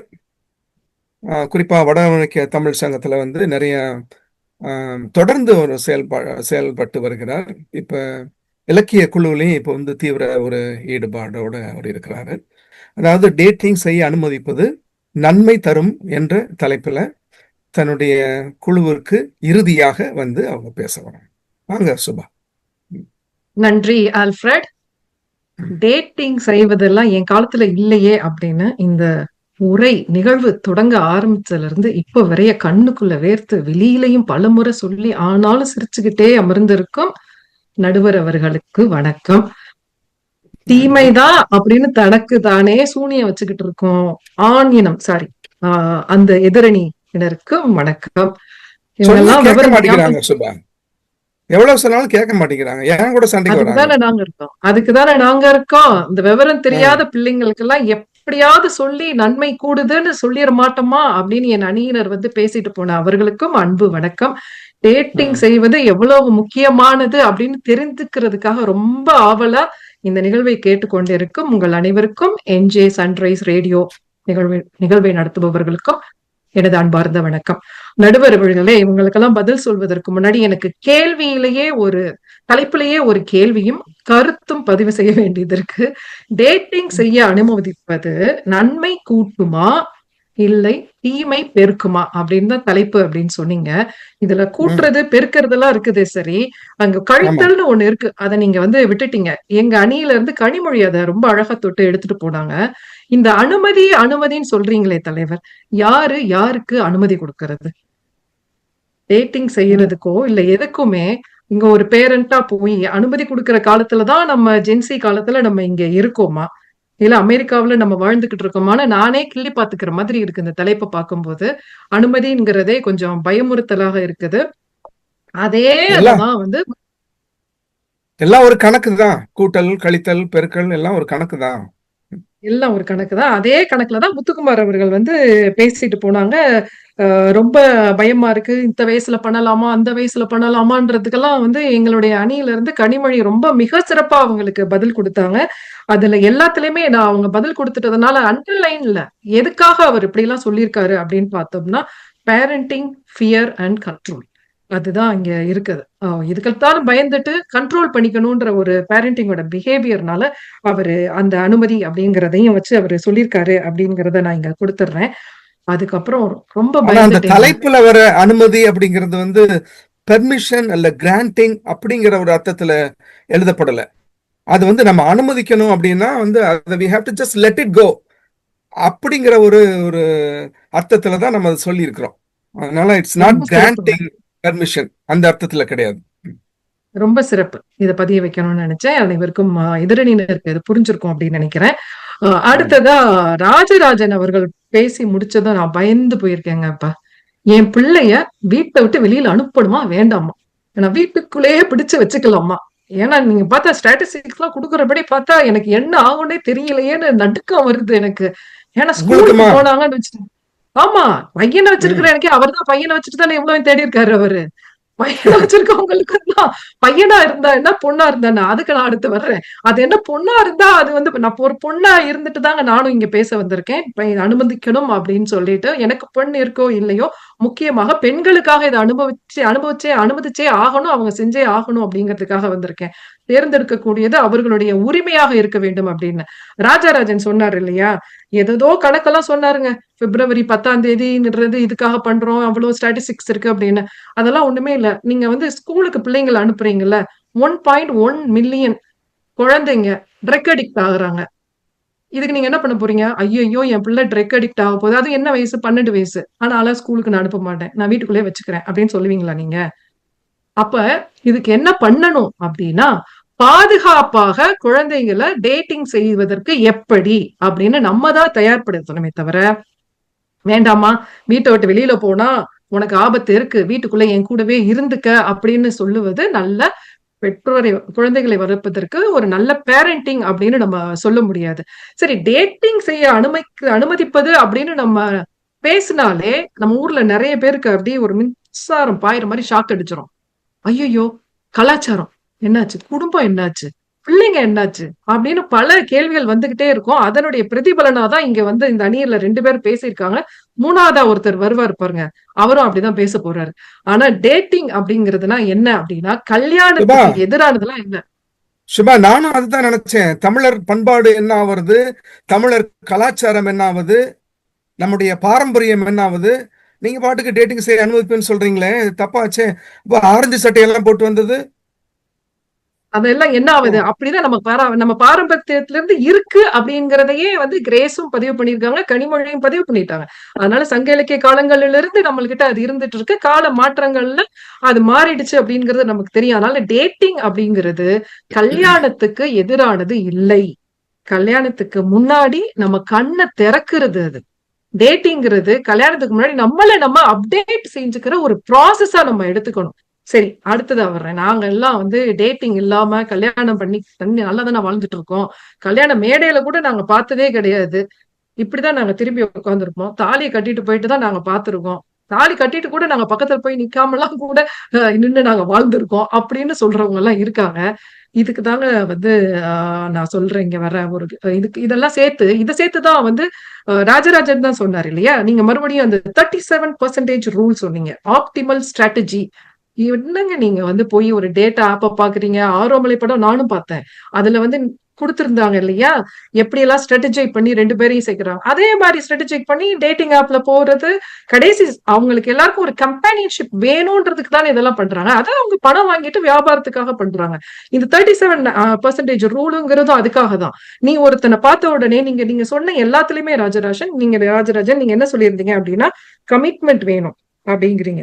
எங்க போச்சு கமிட்மெண்ட்? ஏன் கமிட் பண்ணிக்கவே மாட்டேங்கிறாங்கன்னு பயப்படுறீங்க. ரெஸ்பான்சிபிலிட்டி எடுத்துக்க மாட்டாங்க அப்படின்றீங்க. அப்ப நீங்க என்ன சொல்றீங்க? ஒருத்தர் வந்து உங்களை பக்கத்துல பாத்துட்டாங்க வந்துட்டாங்க அப்படின்னா அவங்க உங்களுக்கு காலம் முழுக்க உங்களுக்கு எல்லாம் அடிமையா இருக்கணும். நீங்க எப்படிப்பட்ட ஆளா இருந்தாலும், பர்சனாலிட்டி டிஃபர் ஆனாலும், எப்படியா இருந்தாலும் ஒன்னா இருக்கணும். அப்படிதான் நீங்க நினைச்சு நீங்க வந்து இத சொல்லிட்டு இருக்கீங்க. ஆனா 37% ரூல்ன்றது எதுக்காக ஒரு ஸ்ட்ராட்டஜி மாதிரி சொல்லியிருக்காங்க அப்படின்னா, அந்த ரூலை பயன்படுத்துனீங்க அப்படின்னா நீங்க பழக ஆரம்பிக்கும் போது உங்களுடைய குணாதிசயத்துக்கும் நீங்க பழகுறவங்களுடைய குணாதிசயத்துக்கும் ஏற்ப எத்தனை பேர் உங்களுக்கு எப்படி வரும் அப்படின்னா, இந்த 37%க்கு அப்புறமாவது உங்களுக்கு புரிய வரும். ஆப்டிமலா ஒரு முடிவா நீங்க நல்ல ஆளை சூஸ் பண்ணி கல்யாணம் பண்ணிக்கிட்டு உங்க வாழ்க்கை முழுக்க நல்லா இருக்கலாம் அப்படிங்கிறது. நம்ம இந்த கேள்வி கேட்டோம் இல்லையா? சொல்லுங்க. பிரச்சனை அது இல்ல. இவங்க வந்து கல்யாணத்துக்கு நீங்க எதிரா இல்லைன்னு சொல்றீங்க. ஆனா அவங்க டேட்டிங் பண்ணிக்கிட்டே இருக்காங்களே ஒழிய கல்யாணத்துக்கு வரவே மாட்டேங்கிறாங்களே. அதுதானே பிரச்சனையா இருக்குது. கல்யாணத்துக்கு வராமலாம் இல்லைங்க. கல்யாணத்துக்கு வர்றாங்க. கல்யாணம் பண்றதுக்கு முன்னாடி நீங்க ரொம்ப அவசரப்படுறீங்க. ஏன்னா நம்ம என்ன பண்றோம்னா, நம்மளும் ஒரு ஆளை பார்த்தோமா, ஒருத்தர் அப்படியே தூக்கி போட்டு சரி ஓகே நமக்கு எப்படி கல்யாணம் அப்படின்னா, ஒருத்தர் கல்யாணம்னா சரி எத்தனை பேர் கல்யாணம் பண்ணிட்டு நிம்மதியா வாழ்ந்துட்டு இருக்காங்க இப்ப சொல்லுங்க. மூஞ்சியே பார்க்காம கல்யாணம் பண்ணிட்டு. முன்னாடி ஒரு காலத்துல சந்திக்கிறதுக்கு நேரம் இல்ல. உண்மை இதுதான். பேசுறதுக்கு வழி கிடையாது. புரிஞ்சுக்கிறதுக்கு வாய்ப்பு கிடையாது. அதனால என்ன பண்ணிட்டாங்க, அட்ஜஸ்ட்மெண்ட் அப்படிங்கிற ஒரு பேரை போட்டுட்டாங்க. சைலன்ஸ் அப்படின்னு அதிகமா இருந்தது. அன்செட் ஃபீலிங்ஸ் சொல்லுவோம். அதாவது நம்மளுடைய உணர்வுகளை வெளியில சொல்லக்கூட முடியாது. அந்த மாதிரியான ஒரு சூழல்ல வாழ்ந்துட்டாங்க. இப்போ அப்படியான காலம் கிடையாது. நமக்கு எல்லா வாய்ப்புகளும் இருக்கு, நேரமும் இருக்கு, சான்ஸும் இருக்கு, ஆப்ஷன்ஸும் இருக்கு. அதுதான் டேட்டிங். டேட்டிங்ல அது கல்யாணம்ன்றது வேற ஒண்ணுமே இல்லைங்க. இந்த டேட்டிங்னு சொல்லும்போது வெறும் ரொமான்ஸ் மட்டும் தான் அவங்களுக்கு எல்லாம் ஞாபகம் வருது. இது ரொமான்ஸ் மட்டும் கிடையாதுங்க. அதையும் தாண்டி புனிதமானதுன்னு சொல்ற மாதிரி நிறைய விஷயங்கள் அதையும் தாண்டி கத்துக்க வேண்டியது இருக்குது. முக்கியமா ரெஸ்பான்சிபிலிட்டி, பொறுப்பு வந்து பொறுப்பு எப்படி பொறுப்பா இருக்கிறது ஒரு உறவுல அப்படிங்கறத கத்துக்கிறாங்க. அப்புறம் 2 பேருக்குமான ஒரு பவுண்டரிஸ் இருக்கணும். ஒரு ஒரு எல்லை இருக்கணும்னு சொல்லுவாங்கல்ல ஒரு உறவுல. அது என்ன அப்படிங்கறத கத்துக்குவாங்க. ஒருவர் எப்படி மதிக்கிறது அப்படின்னு கத்துக்குவாங்க. இதெல்லாம் இருக்கட்டும். இதோட முக்கியமா அவங்க கத்துக்க போறது என்ன அப்படின்னு பாத்தீங்கன்னா, ஒரு ரிஜெக்ஷனை எப்படி கையாளுறது அப்படின்னு கத்துக்க போறாங்க. நீங்க சொல்றீங்க பாத்தீங்கன்னா இந்த 37% ரூல் இங்கதான் வருது. இறுதியா நான் சொல்ல வருவது, டேட்டிங் குடும்பத்தெல்லாம் உடைக்காது, கலாச்சாரத்தை எல்லாம் உடைக்காது. அது புரிதல் இல்லாத கல்யாணத்தை குறைக்கும். அதனால நிறைய தீமைகள் தான் அதிகமா இருக்கு. அதனால மாண்புமிகு தலைவர் அவர்களே, இங்கு பொறாமை பிடித்தவர்கள் கூறுவதெல்லாம் கூறிவிட்டு போகட்டும். நீங்கள் நிதானமாக நாங்கள் நன்மை பயக்கும் என்று சொன்ன அனைத்து கருத்துக்களையும் கேட்டு டேட்டிங் செய்வது நிச்சயமே நன்மை பயக்குமே என்று முடிவு கூறுமாறு அன்புடன் கேட்டுக்கொள்கிறேன். நன்றி. நன்றி சுபா. உங்களுடைய கோரிக்கையை பரிசீலனை செய்யப்படும். பேரண்டிங் பத்தி சொன்னீங்க. அதாவது பிள்ளைகள் எப்படி நடந்துக்கிறாங்கிறது ஒரு பக்கம் இருந்தா கூட பெற்றோர்கள் எப்படி நடந்து கொள்ள வேண்டும் அப்படிங்கிறதும் ரொம்ப ரொம்ப முக்கியம் அப்படிங்கறத அவங்க சொன்னாங்க. நம்ம வந்து எப்படி நம்ம பிள்ளைகளோட பழகி எப்படி வந்து அவங்கள முன்னேற போகிறதுக்கு எப்படி வந்து அவங்களுக்கு ஆதரவா இருக்கணும் அப்படிங்கறத பத்தி நீங்க சொன்னீங்க. அதோட டேட்டிங்கிறது கல்யாணத்துக்கு எதிரான ஒரு விஷயமும் கிடையாது அப்படின்னு சொன்னீங்க. எல்லாமே ரொமான்ஸோட நிறுத்திடக்கூடாது, ரொமான்ஸ் தான் எண்ட் ஆஃப் லைஃப் அப்படின்னு இல்ல. இது வந்து டேட்டிங்கிறது அதையும் மீறி போகக்கூடிய ஒரு புனிதமானது அப்படின்லாம் சொன்னீங்க. எல்லைகள், மியூச்சுவல் ரெஸ்பெக்ட் இருக்கணும், ஒருத்தருக்கு ஒருத்தர் புரிந்து கொள்ள வேண்டிய அவசியம் இருக்குது. இந்த மாதிரி ஒரு சில நல்ல காரியங்களை நீங்க சொல்லியிருக்கீங்க, நல்ல கருத்துக்களை சொல்லியிருக்கீங்க சுபா. நன்றி. இப்ப இதற்கு பதில் சொல்றதுக்கு பிரபு வராரு. இல்ல, பிரபுவுக்கும் நம்ம முத்துக்குமாருக்கும் ஒரு வித்தியாசம் என்னன்னா, முத்துக்குமார் கொஞ்சம் நிதானமா பேசுவாரு. அதுக்காக பிரபு வந்து நிதானம் தவறி பேசுவாருன்னு சொல்லல நானு. சில பேரு தீவிரவாதியா இருப்பாங்க, சில பேரு தாவரவாதியா இருப்பாங்க. முத்துக்குமார் ஒரு தாவரவாதி என்ன போல. அதே மாதிரி பிரபு வந்து ஒரு தீவிரவாதி. என்ன மாதிரி அவர் கருத்துக்களை அவர் சொல்ல வராருன்னு பார்க்கலாம் இன்னைக்கு. வாங்க பிரபு, உங்களுடைய கருத்துக்களை உங்களுடைய அணிக்கு சொல்லுங்க நீங்க. அனைவருக்கும் வணக்கம். எனக்கு ஒரு முதல் பெரிய குழப்பம், கனிமொழியும் சுபாவும் டேட்டிங்கை அனுமதிப்பது நல்லதுன்னு பேசினாங்களா தீயதுன்னு பேசினாங்களான்னு எனக்கு முதல் குழப்பம் ஆயிருச்சு. அவங்க பேசின நிறைய விஷயங்கள் எங்கள் அணிக்காகவே பேசின மாதிரி இருந்துச்சு. முதல்ல கனிமொழி எடுத்துக்கிடுவோம். கலீல் ஜிப்ரான் சொன்னாருன்னு சொல்லிட்டு, உங்கள் குழந்தைகள் உங்கள் மூலமாக இந்த உலகத்திற்கு வருகிறார்களே, உங்களுடைய உடைமை அல்ல அப்படின்னு சொன்னாங்க. அதேதான் நாங்களும் சொல்ல வரோம். அனுமதிப்பது யார்? அனுமதிக்குரிய உரிமையை உங்களுக்கு கொடுத்தது யார்? நல்லதோ கெட்டதோ சொல்லிக் கொடுங்கள், குழந்தைகளுக்கு முடிவெடுக்கும் உரிமையை கொடுங்கள் தான் சொன்னேன். என்னோட அணித்தோழர்கள் எல்லாரும் சொன்னதுதான். ராஜராஜன் டேட்டிங்கே பண்ணாதீங்கன்னு சொல்லல, முத்துக்குமாரும் டேட்டிங்கே பண்ணாதீங்கன்னு சொல்லல. Take anything with grain of salt. இந்த மாதிரி வயலன்ஸ் நடக்குது, ஜாக்கிரதை நடந்துக்குங்க. உங்க குழந்தைகள் எதை தேர்ந்தெடுக்க கூடாது என்கிற அறிவை கொடுக்க வேண்டிய கடமைதான் பெற்றோர்களுக்கு இருக்கிறதே ஒழிய, அவர்களை நான் அனுமதிப்பேன் என்பதே தவறான வாதம். பெண்ணுக்கு பெண்ணே எதிரிங்கிறது இவங்க பேசின 3 பேர் பேசினதுல வந்து சுத்தமா ரொம்ப தெளிவா புரியுது. கிரேஸ் சொல்றாங்க, அந்த பையன் அவர் டேட்டிங் போறப்ப அவங்க அம்மா கிட்ட, அம்மா இந்த புக்கே வாங்கிக்கணுமான்னு கேட்டானா. அப்படி அம்மா கோண்டா வளர்த்தது யாரோட பிரச்சனை? அந்த பையன் அந்த பொண்ணுக்கு பூ வாங்கி கொடுக்கணுமா, வெள்ளி வாங்கி கொடுக்கணுமா, தங்கம் வாங்கி கொடுக்கணுமாங்கிற சரியான புரிதலை அவனுக்கு நீங்க கற்றுக் கொடுக்கல. அந்த டேட்டிங் பண்ற வயசுல வந்து அவங்க அம்மா கிட்டமா நான் பூ வாங்கி கொடுக்கவா அப்படின்னு கேக்குறான். அப்போ அந்த அளவுக்கு தான் சுதந்திரம் கொடுத்து வளர்த்திருக்கீங்க. அதுதான் தப்பு. மடை மாற்றுதல்ங்கிறது ரொம்ப எளிது. கொடுக்கப்பட்ட தலைப்பு என்ன, அதை ஒட்டியே பேசுறது கிடையாது. அப்படியே பாத்தீங்கன்னா 180 பாகைகள் திருப்பிட்டாங்க. ஆண் பெண், ஆணுக்கு இருக்கும் உரிமை பெண்ணுக்கு இல்லை. சிலப்பதிகாரத்தில், தொல்காப்பியத்தில், அகநானூற்றில் நல்லா மூச்சு பிடிக்க பேசினாங்க. நீங்க என்னதான் ரொமான்ஸ் பண்ணுங்க, என்னதான் அகநானூறு படிங்க, என்னதான் காமத்துப்பால் படிங்க, கல்யாணத்துக்கு அப்புறம் வீட்டுல நடக்கிற முள்ளாவே புறநானூறு தான். இல்லன்னு சொல்லுங்க அப்போ. அம்பேத்கர் கூட சொன்னாங்க. உண்மை நடுவரே சொல்லுங்க. அம்பேத்கரை பத்தி கூட சொன்னாங்க. என்ன வேணாலும் சொல்லலாம். நீங்க மேற்கோள் கொடுக்கறன்னு முடிவு எடுத்துட்டா என்ன தலைப்புன்னே தேவையில்லாம ஆணுக்கு இருக்கும் உரிமை பெண்ணுக்கு இல்லை, இணைவி துணைவி மனைவி, இது சங்க காலத்துலதான் இருந்துச்சு, இப்ப இல்ல. இன்னொன்னு ரொம்ப அழகா சுபா சொன்னாங்க, கல்யாணத்தை நோக்கி போகணும். நாங்க என்ன சொல்றோம், கல்யாணம் என்கிற கட்டுப்பாடே வேண்டாம், அந்த குழந்தை முடிவெடுக்கட்டும். டேட்டிங் பண்ணணுமா, இந்த டேட்டிங் கல்யாணத்துக்கு போகணுமா, எனக்கு வாழ்க்கை துணை வேணுமா, இல்லை என்னை நானே பார்த்து கொள்ள முடிகிற தன்னம்பிக்கை எனக்கு இருக்கிறதா என்கிற உரிமையை கற்றுக் கொடுங்கள்னு தான் கேட்கிறோம். ராஜராஜன் சொன்னதும் அதே தான் சொன்னாரு. உங்களை டேட்டிங் பண்ணவே வேணான்னு சொல்ல, குழந்தைகளுக்கு தேவையான பாதுகாப்பு உணர்வை கொடுங்கள் தான் சொல்றோம். எனக்கென இருக்கும் எல்லைக்குள் நானும், உனக்கென இருக்கும் எல்லைக்குள் நீயும், வசதியாக இருக்கும் வரை நமக்கிடையே இருக்கும் இனிக்கும் காதல், அந்த எல்லைகள் களையும் பொழுதுதான் பிரச்சனைகள் ஆரம்பிக்கப்படுகிறது. அதனால முள்ளு மேல பட்டா கிளியிற சேலை முள்ளு மேல வேட்டி பட்டா கிளியாதான், அன்று வேறுபட்டாலும் கிளியதான் செய்யும். ஆக முள் எது வேலி எது, மாட்டாமல் சிக்காமல் எப்படி இருப்பது என்று சொல்லிக் கொடுங்களே ஒழிய, அனுமதிக்கிறேன் பேர்வழி என்று சொல்லி குழந்தைகளின் வாழ்க்கையில் எக்காலமும் விளையாடாதீர்கள். அனுமதிக்க நாம் யார்? பிரபு, அதான் சொல்றீங்க. அதான் நீங்க சொல்றதுதான் வந்து சொன்னாங்க, யாரும் இருக்கும் இடத்தில் இருந்து கொண்டால் எல்லாம் சௌக்கியமே சொன்னது. அதுல அதேதான். சும்மா காதல், இறைவன் கொடுத்த வரம் எல்லாம் சரி, கல்யாணம் பண்ணணுமா இல்லையா, எனக்கு வாழ்வில் துணைவியா மனைவியா இணைவியா யாருமே வேண்டாமா என்று சிந்திக்கும் திறனை உங்கள் குழந்தைகளுக்கு கொடுங்கள். அதுதான் நாங்கள் திரும்ப திரும்ப திரும்ப திரும்ப கேட்பது. உங்கள் குழந்தைக்கு சிந்திக்க கற்றுக் கொடுங்கள், தனக்கான துணையை தேர்ந்தெடுக்க உரிமை கொடுங்கள். திரும்பவும் சொல்றேன், நீங்க டேட்டிங் பண்ண அலோ பண்றேன், அட்மிட் பண்றேன், அவங்கள I am letting them do அப்படிங்கிறதே வகையான வன்முறை. சங்க காலத்துல இருந்து இன்று வரைக்கும் லிவ்வினும் சேர்ந்து வாழ்தலும் இருக்கு. அதுக்குரிய உரிமையை கொடுங்கள் குழந்தைகளுக்கு. ஆக குழந்தைகள் டேட்டிங் பண்ணுவது சரியா தவறா என்ற விவாதமே தவறு. அனுமதிக்க நாம் யார்? குழந்தைகள் முடிவெடுக்கட்டும். அதற்கான தேவையான அறிவையும் புரிந்துணர்வையும் நாம் சொல்லிக் கொடுப்பதோடு ஒரு பெற்றோராக நமது கடமை முடிகிறது. காமன் சென்ஸ் அப்படிங்கிற ஒரு வலைத்தளத்துல எழுதுற கனிமொழி சொல்றாங்க, ஆணுக்கு இருக்கும் உரிமை பெண்ணுக்கு இல்லைன்னு. இங்க நம்ம பேச வர்றது ஆண் உரிமை பெண் உரிமை பற்றி எதுவுமே கிடையாது.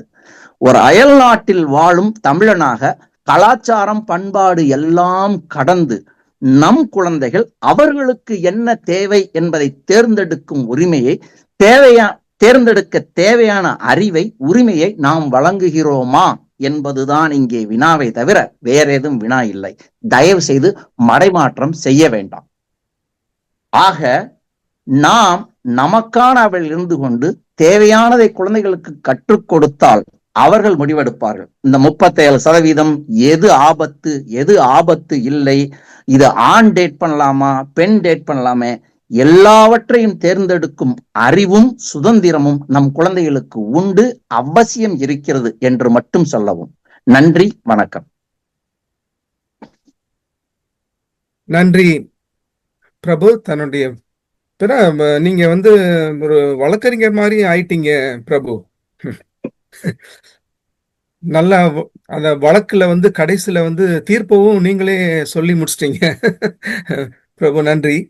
இந்த கிரைன் ஆஃப் சால்ட்ல இருந்து ஆரம்பிச்சார் அவரு. கொஞ்சம் உப்பு போட்டா ருசியை கொடுக்கும், அதிக உப்பு போட்டா அது குப்பையில தான் போடணும். உப்பு இல்லாத பண்டமும் குப்பையில தான், உப்பு அதிகமா போட்டாலும் குப்பையில தான். அதோட பிபி வர வந்துடும். அதுல இருந்து ஆரம்பிச்சு ஒன்னா சொன்னாரு. இந்த டூ மச் ஆஃப் சால்ட் மாதிரி பெண்ணுக்கு ஆண்களுக்கு எல்லா சம உரிமையை நம்ம கொடுக்கணும். பெற்றோர்கள் அவர்களை ஈக்குவலா நடத்தணும். யாரும் கரெக்டான ஒரு இடத்துல நீங்க வச்சிட்டீங்கன்னா அது ஆட்டோமேட்டிக்கா அவங்களே தங்களுடைய முடிவுகளை தானே அவர்களை எடுத்துக்கொள்ள அவர்களுக்கு கற்றுத்தர வேண்டும், அந்த உரிமையை கொடுக்க வேண்டும் அப்படின்னு அவர் சொன்னாரு. அனுமதி கொடுப்பது அப்படிங்கிறது பேசுறது கூட ஒரு வன்முறை தான் அப்படிங்கிறதையும் சொன்னாரு.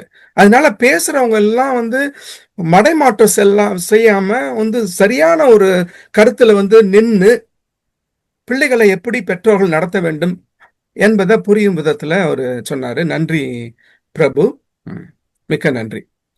இந்த 6 பேரும் அவங்களுடைய கருத்துக்களை அவர்களுடைய இடத்திலிருந்து அவர்களுடைய அணியிலிருந்து அவர்களுக்கு கொடுத்த தலைப்பினை ஒட்டி அழகாக பேசினார்கள்.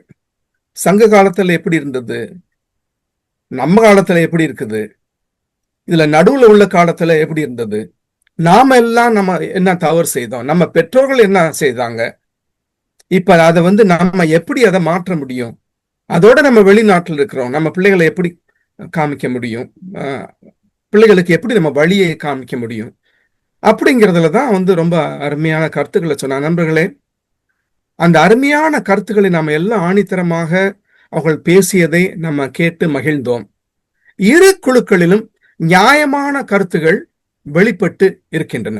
எல்லாருமே 2 குழுவும் நல்லா பேசினாங்க. நாமெல்லாம் வெளிநாட்டுல குடியேறி பல ஆண்டு ஓடிடுச்சு. ஆக்சுவலா நான் வந்த புதுசுல பொது வெளியில காதலர் கட்டி பிடிப்பதை பார்த்து அவர்கள் முத்தம் கொடுப்பதை பார்த்து எனக்கு படபடபடன்னு ஆயிடுச்சு.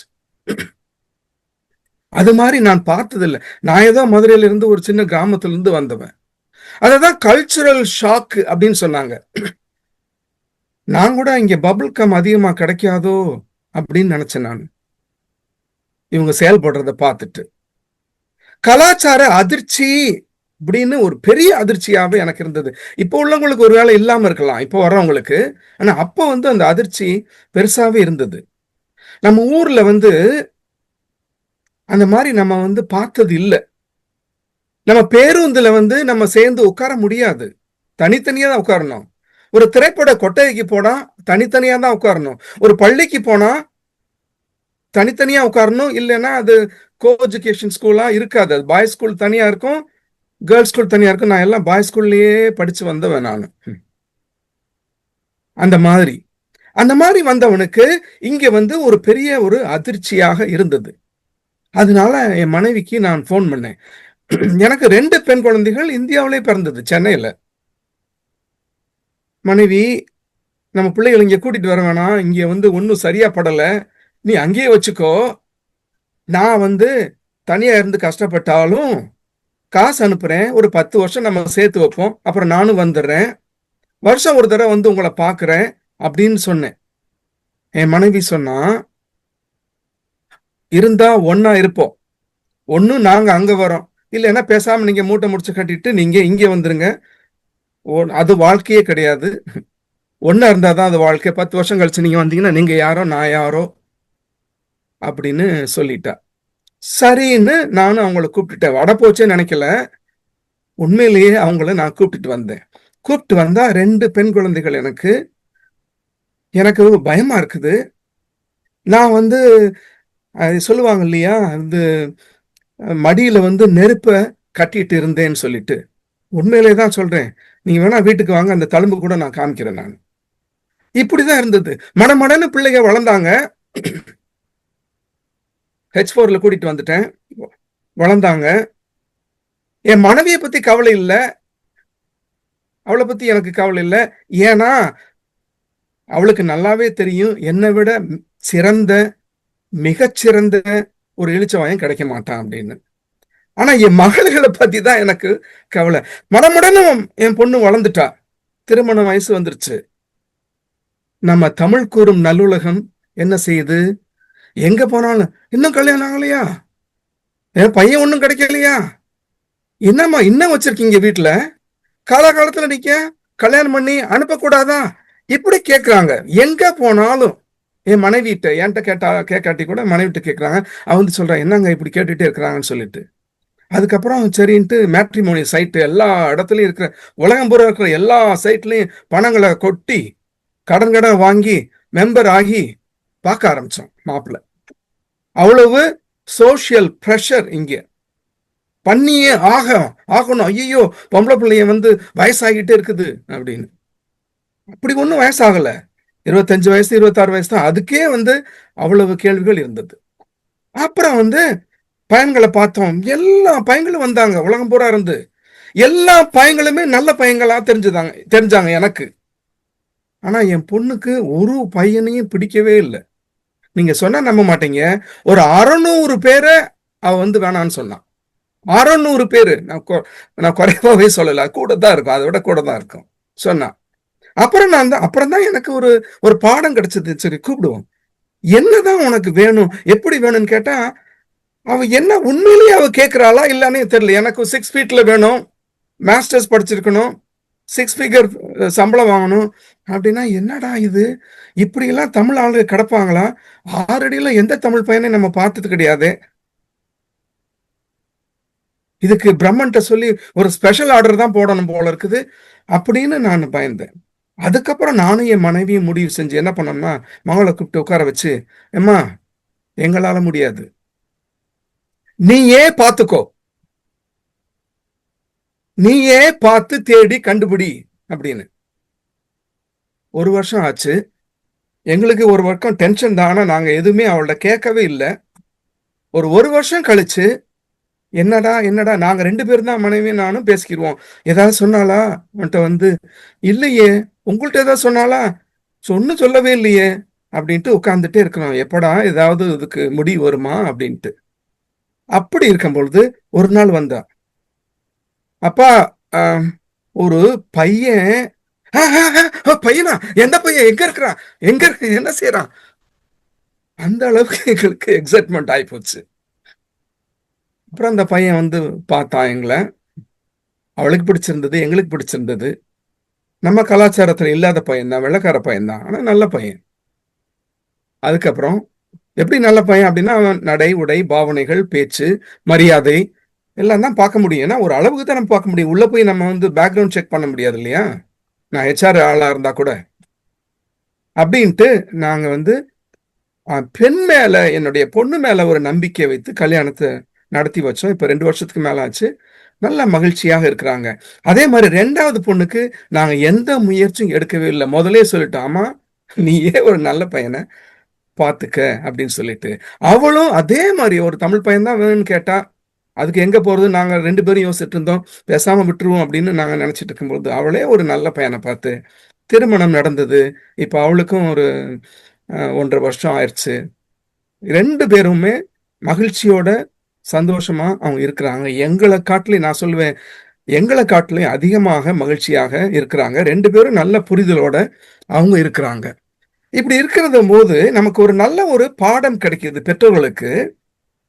நம்ம வந்து நம்ம பெற்றோர்கள் நம்மளை வளர்த்ததை விட நன்றாக வளர்க்க வேண்டும் நம்முடைய பிள்ளைகளை அப்படின்னு நினைக்கிறோம். அவங்களுக்கு நல்ல வசதி வாய்ப்புகளை கொடுக்க வேண்டும், நல்ல உடை உணவு கொடுக்க வேண்டும், தனி ஒரு ரூம் அவங்களுக்கு கொடுக்கணும், எல்லா வசதிகள் நம்ம கொடுக்கணும், நல்ல கல்வி கொடுக்கணும்னு சொல்லிட்டு ஆயிரக்கணக்கில் நம்ம டாலர்களை நம்ம செலவழிக்கிறோம். நம்ம பிள்ளைங்க நம்மளோட அதிகமா வரணும், நம்ம ஆசைப்பட்டது நிறைவேறாத நம்மளுடைய ஆசைகள் எல்லாம் நம்ம பிள்ளைகளுக்கு நம்ம நிறைவேற்றி தரணும் அப்படின்னு நம்ம நினைக்கிறோம். எல்லாவற்றுக்கு மேலாக நன்றாக முடிவு எடுக்க நம்ம கற்றுக் கொடுக்க வேண்டும். அதை சில சமயம் நம்ம தவறிடுறோம். அது எப்பன்னா அடல்ட் ஆன பிறகு இல்ல, அல்லது டீனேஜ் ஆன பிறகு இல்ல, சின்ன வயசுல இருந்தே அவர்களுக்கான முடிவை அவங்களே எடுக்கிறதுக்கு கற்றுக் கொடுக்கணும். உங்க ஆடைகளை நீங்களே தேர்ந்தெடுங்க. நம்ம வாங்கி கொடுக்குற ஆடைகள் நீ போடு, இது உனக்கு நல்லா இருக்கும், நான் சொல்றேன் கேளு அப்படிங்கிறத விட்டுறணும். விட்டுட்டு உனக்கு என்ன பிடிச்சிருக்கு, சில சமயம் அது நமக்கு பிடிக்காத ஒரு ஒரு ஒரு ஒரு நிறமா இருக்கலாம், அல்லது ஒரு ஆடையா இருக்கலாம். ஆனால் அவங்களுக்கு பிடித்ததை அவங்களே தேர்ந்தெடுக்க நம்ம அனுமதிக்கணும், அதை கற்றுக் கொடுக்கணும். சின்ன வயதுல இருந்து அவங்களை கற்றுக் கொடுக்கும் பொழுது அவருடைய சுய சிந்தனை வளரும். அதனை வளர்ப்பதற்கு பெற்றோர்கள் நாம உதவ வேண்டும். சின்ன வயதுல இருந்தே அதற்கு அவங்கள முழுசாக நம்ப வேண்டும். அங்கதான் நம்ம தவறி போயிடும். நம்ம நம்புறதே இல்லை பிள்ளைகளை. என்ன ஆயிரும், ஏன் வர்றாங்க, லேட்டா வர்றாங்களா, ஐயோ என்ன இருக்குமோ அப்படின்னு பயந்து பதறி. இங்க உள்ளவங்களை பாருங்க. நான் வந்து ஒரு சபையில நான் போயிட்டு இருக்கும் பொழுது அங்க இங்கே உள்ள அமெரிக்க பெண்மணி வந்து தன்னுடைய குழந்தைய தூக்குறது இல்ல, பின்னாடி தத்தக்க பத்தக்க நடந்து வருது. அவங்க முன்னாடி போயிட்டே இருக்காங்க, அவங்க பின்னாடி நம்ம போகும்போது நமக்கு பதறுது, நமக்கு பிபி ஏறுது. ஐயோ அந்த குழந்தை விழுந்துருமோ, அந்த படிக்கட்டுல இருந்து தவறி விழுந்துருமோன்னு சொல்லிட்டு அவங்க போயிட்டே இருக்கிறாங்க. அப்படி விழுந்தா கூட அப்படி திரும்பி பார்த்தா ஐயோ ஓகே அப்படின்னு கேட்கறாங்க. அது திரும்ப எந்திரிச்சு ஐ எம் ஓகே அப்படின்னு நடந்து வருது. அந்த வாய்ப்பை நம்ம பிள்ளைகளுக்கு நம்ம கொடுக்கறதுல ஓடிடுறோம், தூக்கிடுறோம், கீழே விடுறது இல்ல, சவள குழந்தையா வளர்த்துறோம். நம்ம பிள்ளைகளை கட்டுப்படுத்தி சுய அறிவை வந்து மழுங்கடிச்சிடுறோம் நம்ம. அதுதான் நம்ம வந்து பெற்றோர்கள், நம்ம பெற்றோர்களாக நாம் செய்த தவறு. ஏன்னா வந்து நம்ம பெற்றோர்களிடமிருந்து நாம பாடம் கற்றுக்கொள்ளவில்லை. அதே மாதிரி நம்மளை அறிந்தோ அறியாமலோ அதே மாதிரி நம்மளும் நடக்க ஆரம்பிச்சிடுறோம். நம்ம பெற்றோர்கள் எப்படி நம்மை நடத்தினார்களோ அதே மாதிரி நம்மளும் அதுதான் சரி அப்படின்னு நினைச்சிட்டு நம்ம வாழ்வில் நம்ம சுபா சொன்னாங்க, நம்ம வாழ்வுல சுபாவோ கனிமொழிய சொன்னாங்க, நம்ம வாழ்வில் நம்ம எடுத்த முடிவுகள் எல்லாம் சரியான முடிவுகளா எடுத்துட்டோமா? நம்மளும் தவறு செய்திருக்கிறோம், தவறுல இருந்து திருதி வந்திருக்கிறோம். அதையே நம்ம பிள்ளைகளை வந்து நம்ம அனுமதிக்க மாட்டேங்கிறோம். சிறு வயதுல இருந்து அவங்கள அதை நம்ம எதையுமே திணிக்க கூடாது அப்படிங்கிறது நம்ம ஒரு பாடமாக நம்ம கற்றுக்கொள்ள வேண்டும். அவர்களுக்கு விரும்பும் உடை, உணவு, கல்வி எல்லாம் ஆரம்பத்திலிருந்து அவங்களுக்கு பழக்க வேண்டும். அவங்க மேல முழு நம்பிக்கை செலுத்தி கூட துணை நிற்க வேண்டும். நம்ம முடிவுகளை எடுக்கக்கூடாது, அவர்களை முடிவு எடுக்கிறதுக்கு நாம துணை நிற்க வேண்டும். அவ்வளவுதான். நீ வந்து என்ன முடிவு எடுத்தாலும் அதற்கு எங்களுடைய ஒத்துழைப்பு, ஆதரவு இருக்கிறது என்ற ஒரு நம்பிக்கையை நம்ம பிள்ளைகள்கிட்ட நம்ம விதைக்க வேண்டும். அப்ப நம்ம உறவும் நல்லாவே இருக்கும். பெற்றோர்களுக்கும் இப்ப வந்து ஒரு ஸ்ட்ரெயின்டு ரிலேஷன்ஷிப்பா இருக்குது, டீனேஜ்ல வந்துருச்சுன்னா அப்படி ஆயிருது.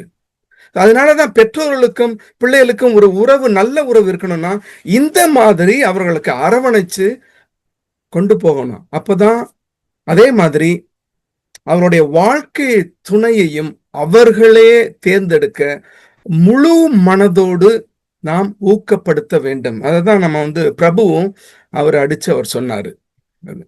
நம்ம தமிழ் கலாச்சாரம், பண்பாடு ஆகியவற்றை நாம மட்டும் இல்ல, நம்ம பிள்ளைகளும் நல்லாவே பாதுகாப்பாங்க. அந்த கவலையை நம்ம படவே தேவையில்லை. அதனால இதெல்லாம் ஞாபகம் வைத்துக்கொண்டு டேட்டிங் செய்ய நம்ம பிள்ளைகளை நம்ம விடுவது நன்மை கூட்டும் என்பதில் எந்த சந்தேகமும் இல்லை என்ற தீர்ப்பை கூறி, நம் பிள்ளைகள் மேல் நம்பிக்கை வையுங்கள், நல்லதே நடக்கும் என்று சொல்லி முடிக்கிறேன். வாழிய செந்தமிழ், வாழிய நற்றமிழர், வாழிய பாரத மணித்திருநாடு, வாழிய அமெரிக்க திருநாடு. நன்றி, வணக்கம்.